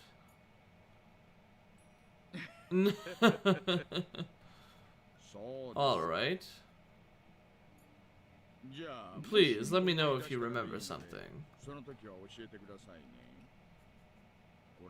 Here's my card. My number is on it. Okay. I might ask to see you again for further inquiries. And if you see your stepfather, please let him know that we want to contact him.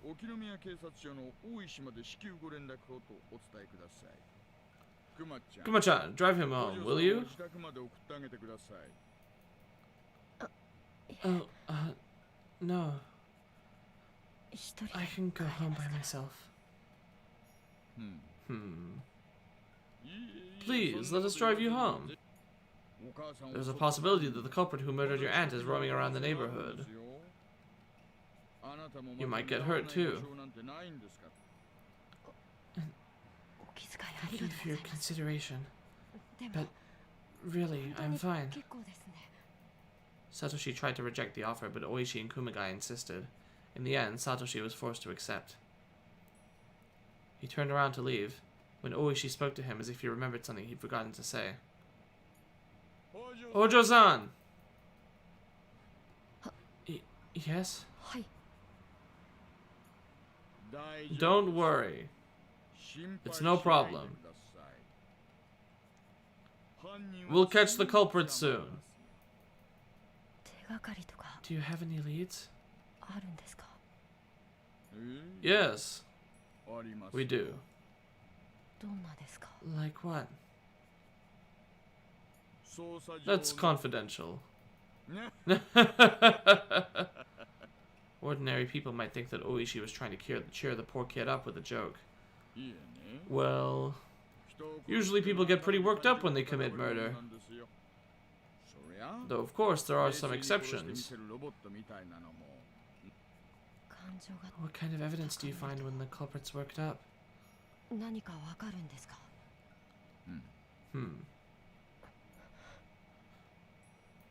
When somebody is in a very excited condition, their body shows many symptoms. Like sweat, loss of hair.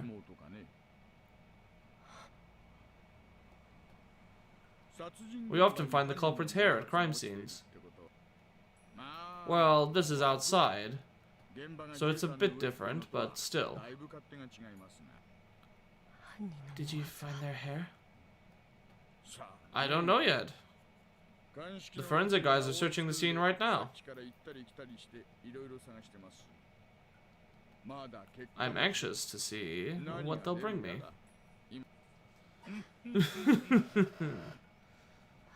Excuse me, I have to go now.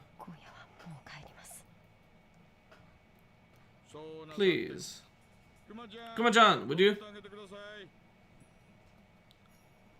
Sure. Hojo-san. See you again soon. I'll let you know if there's any progress in the investigation. Let me know when you remember something.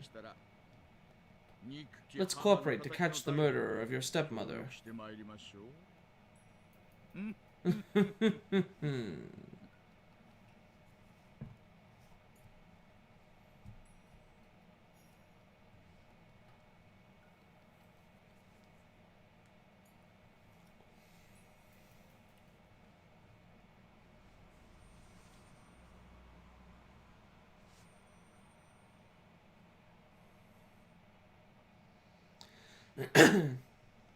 Sis called the morning after the Watanagashi festival to tell me that the curse had struck again for the 4th time. The victim was the evil aunt who was harassing Satoshi-kun and Satoko. Satoshi-kun's suffering should be over now, since the problem was with Satoko and the aunt's relationship to begin with. Maybe I should have celebrated, but I wasn't in the mood for some reason. Did the police have a lead on the suspect? Sis went quiet when I asked that. I don't know. Oishi seems to be questioning people in the neighborhood.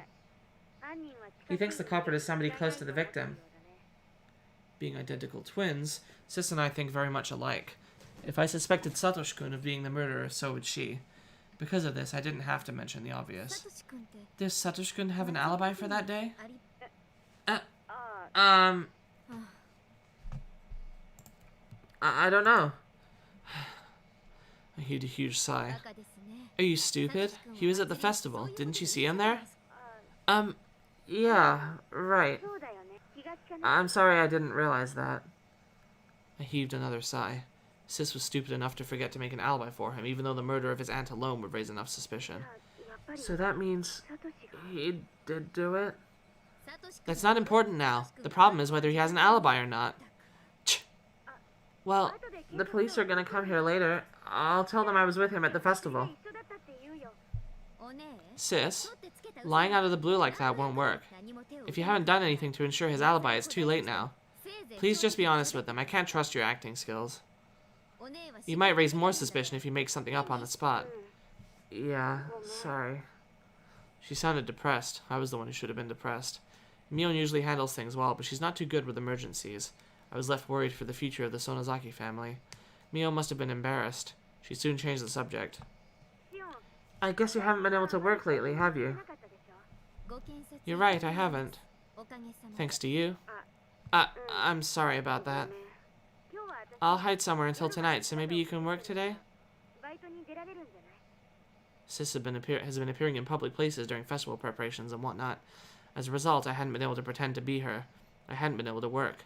As someone who had to support myself, it was a bit of a pain.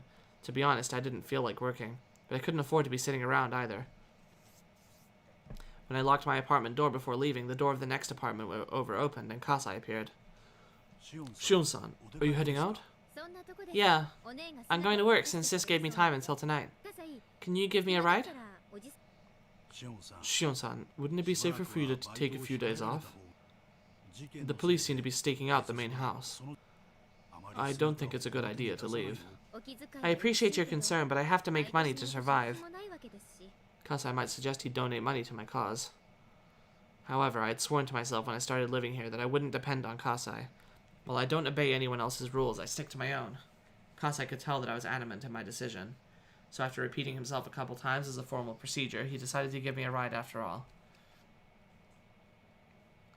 Every time we went to my uncle's store by car, we stopped at this traffic light. I knew it was going to happen again, but it still irritated me.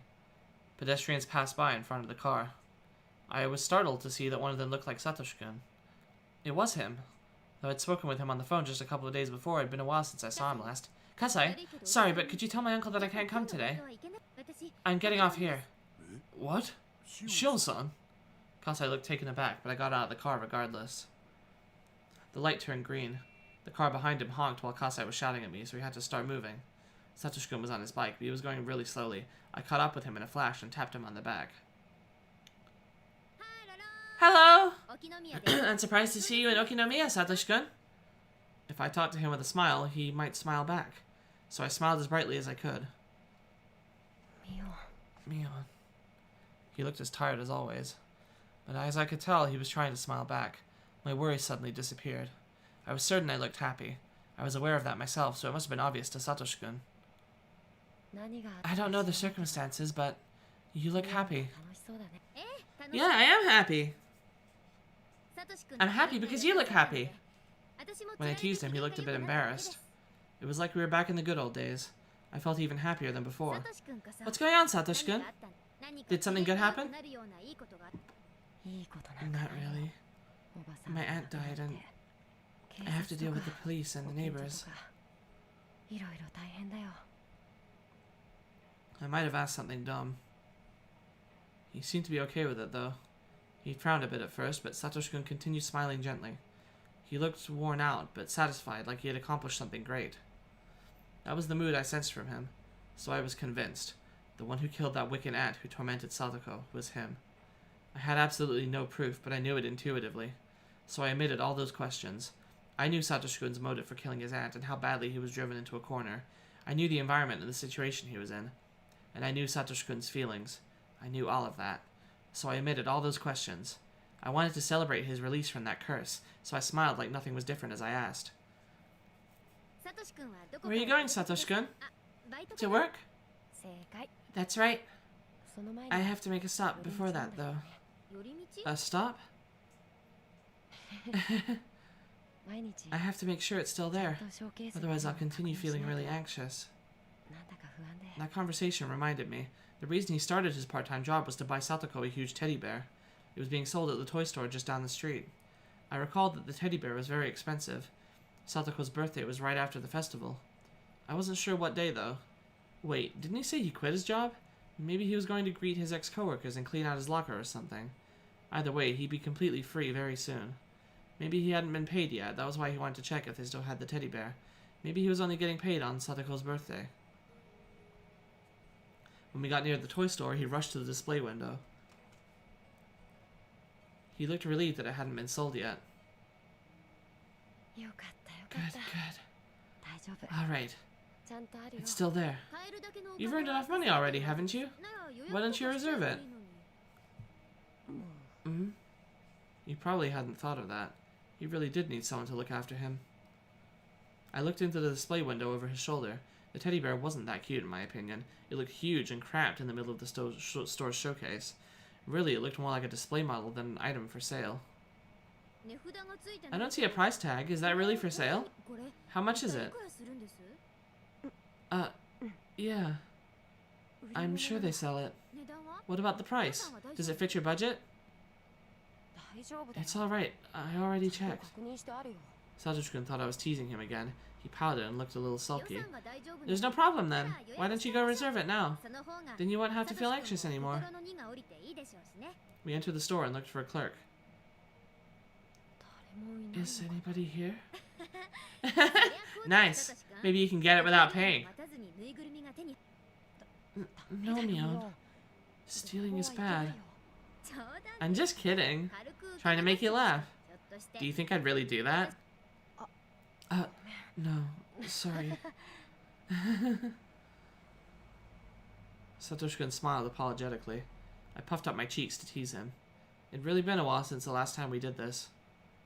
In between those times, many undesirable things had happened that I wanted to forget. But now I felt as though all those things simply vanished into the air around us. I found an old person napping in the back. He must be the clerk, I thought. He looked to be fast asleep. Excuse me, you work here, right? I poked his shoulder, but he didn't look like he was going to wake up. When I did that, a middle-aged woman wearing an apron came in. Grandpa, you fell asleep again!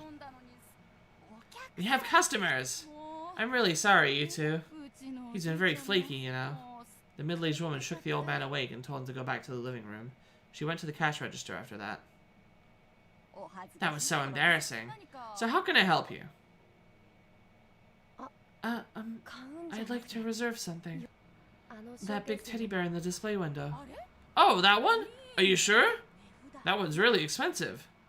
You know that, right? Yes. I think I have enough. He'll get paid really soon, so he'd like to reserve it.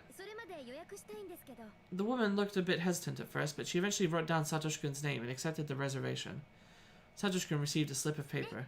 See? You don't have to worry about the teddy bear anymore. Yeah. I'll get paid soon, too. I feel relieved now. He would have kept coming to check every day if he hadn't done this now. He would have spent his time needlessly worrying. Satoshi-kun looked very relieved indeed.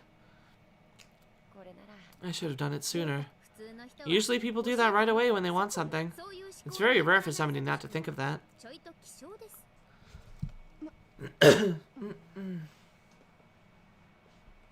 It's so very fun to tease him.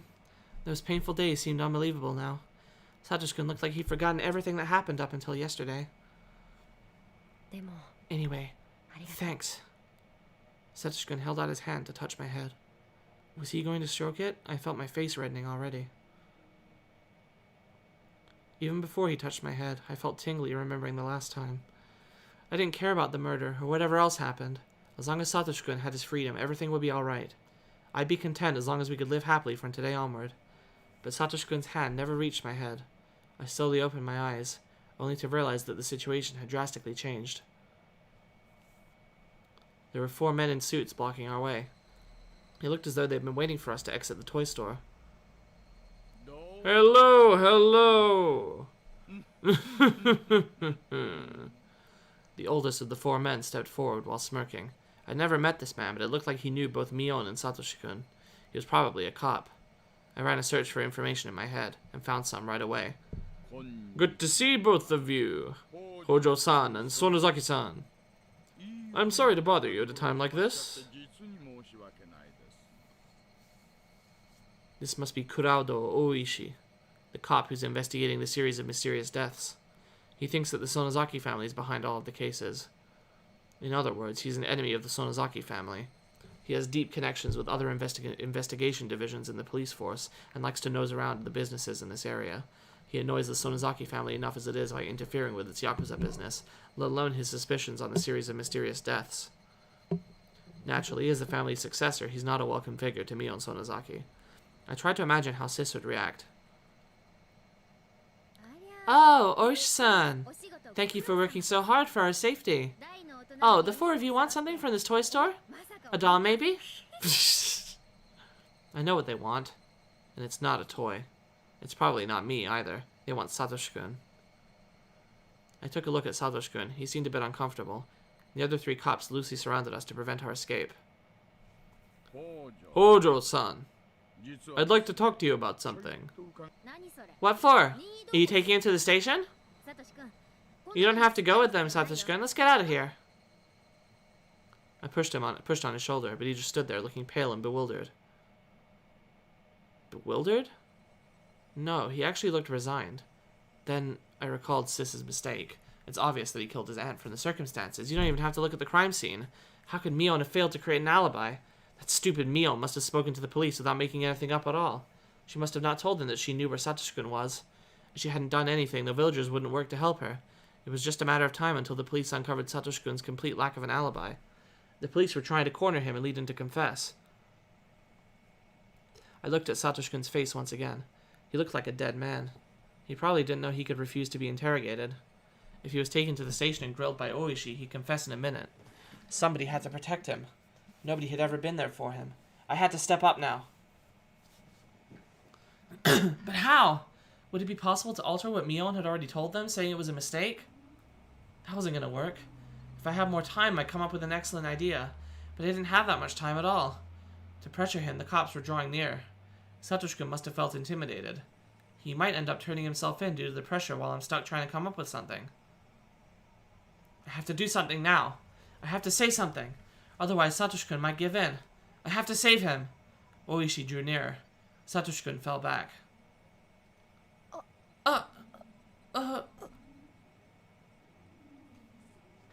It won't take much time. Come on, don't be scared. It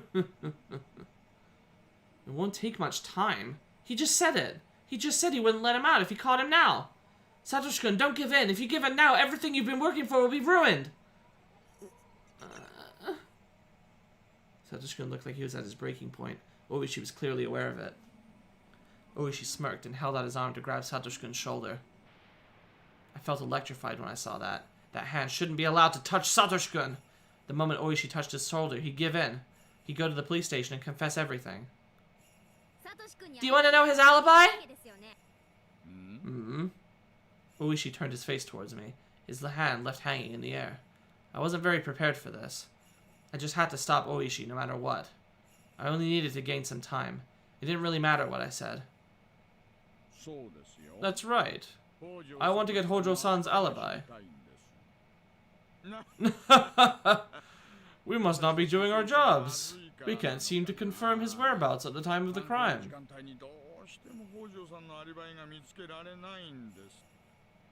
It's shameful, but we decided to question him in person.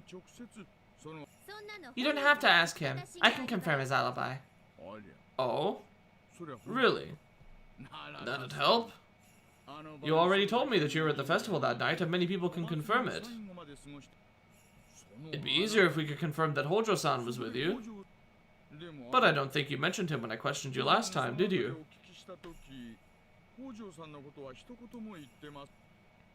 Are you going to change your statement now? Even though no one at the festival saw Houjou-san, are you going to tell me he was with you?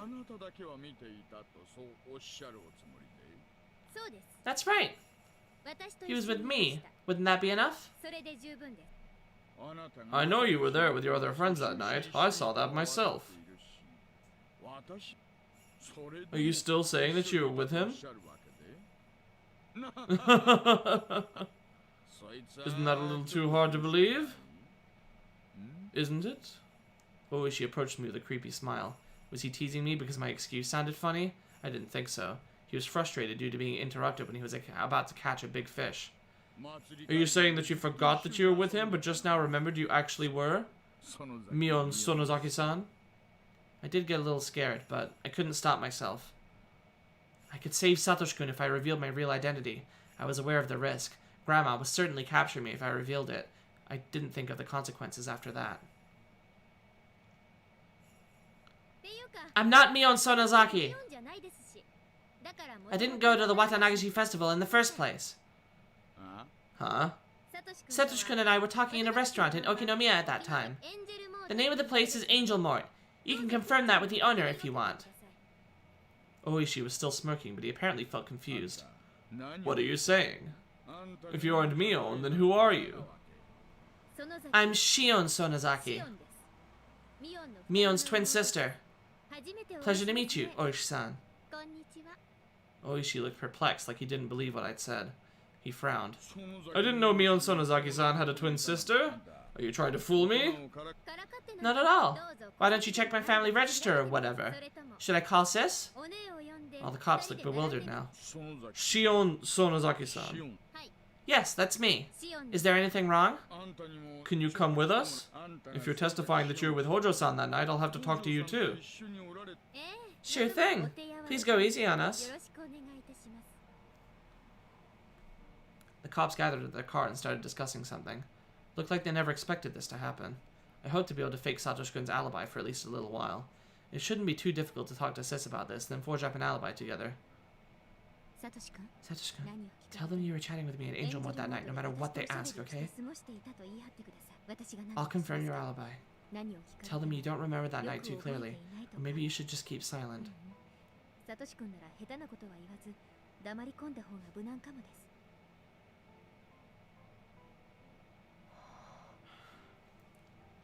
Satoshi-kun wore a startled expression. Though I was telling him something important, he'd apparently decided not to listen. Can you hear me, Satoshi-kun? You can't mess this up, okay? Okay. He must have been feeling deceived.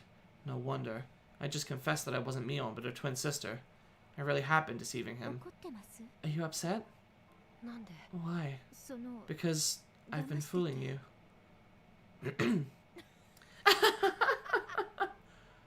Satoshi-kun started laughing. I didn't know why he'd laugh, because he wasn't the type of a person who would laugh in order to hide something. I finally understand why you were weird sometimes in class. I've been thinking it was a bit strange. Aren't you upset that I've been fooling you? Satoshi-kun looked puzzled. It was like he didn't know whether he should be upset about it or not. Or maybe he was only pretending to be that way. So this isn't the first time we've met, is it? Well, yes, that's right. Okay. How do you write your name? With the characters for poetry and sound. Shion. Huh? Huh? That's a beautiful name. Could you please come with us to the station? We can get you instant coffee or tea if you'd like.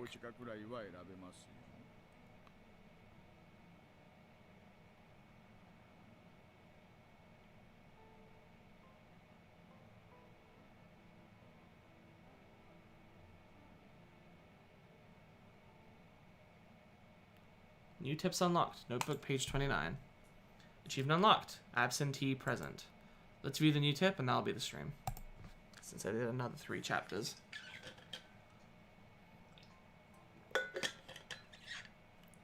Pretty sure the next one's quite long as well, so. Either Satoshi-kun was smart or very lucky. Or maybe it wasn't him. The police found nothing at the crime scene to indicate his involvement in the murder. Yet Satoshi-kun was still the prime suspect. Considering his home environment, he had a strong enough motive. He had no alibi.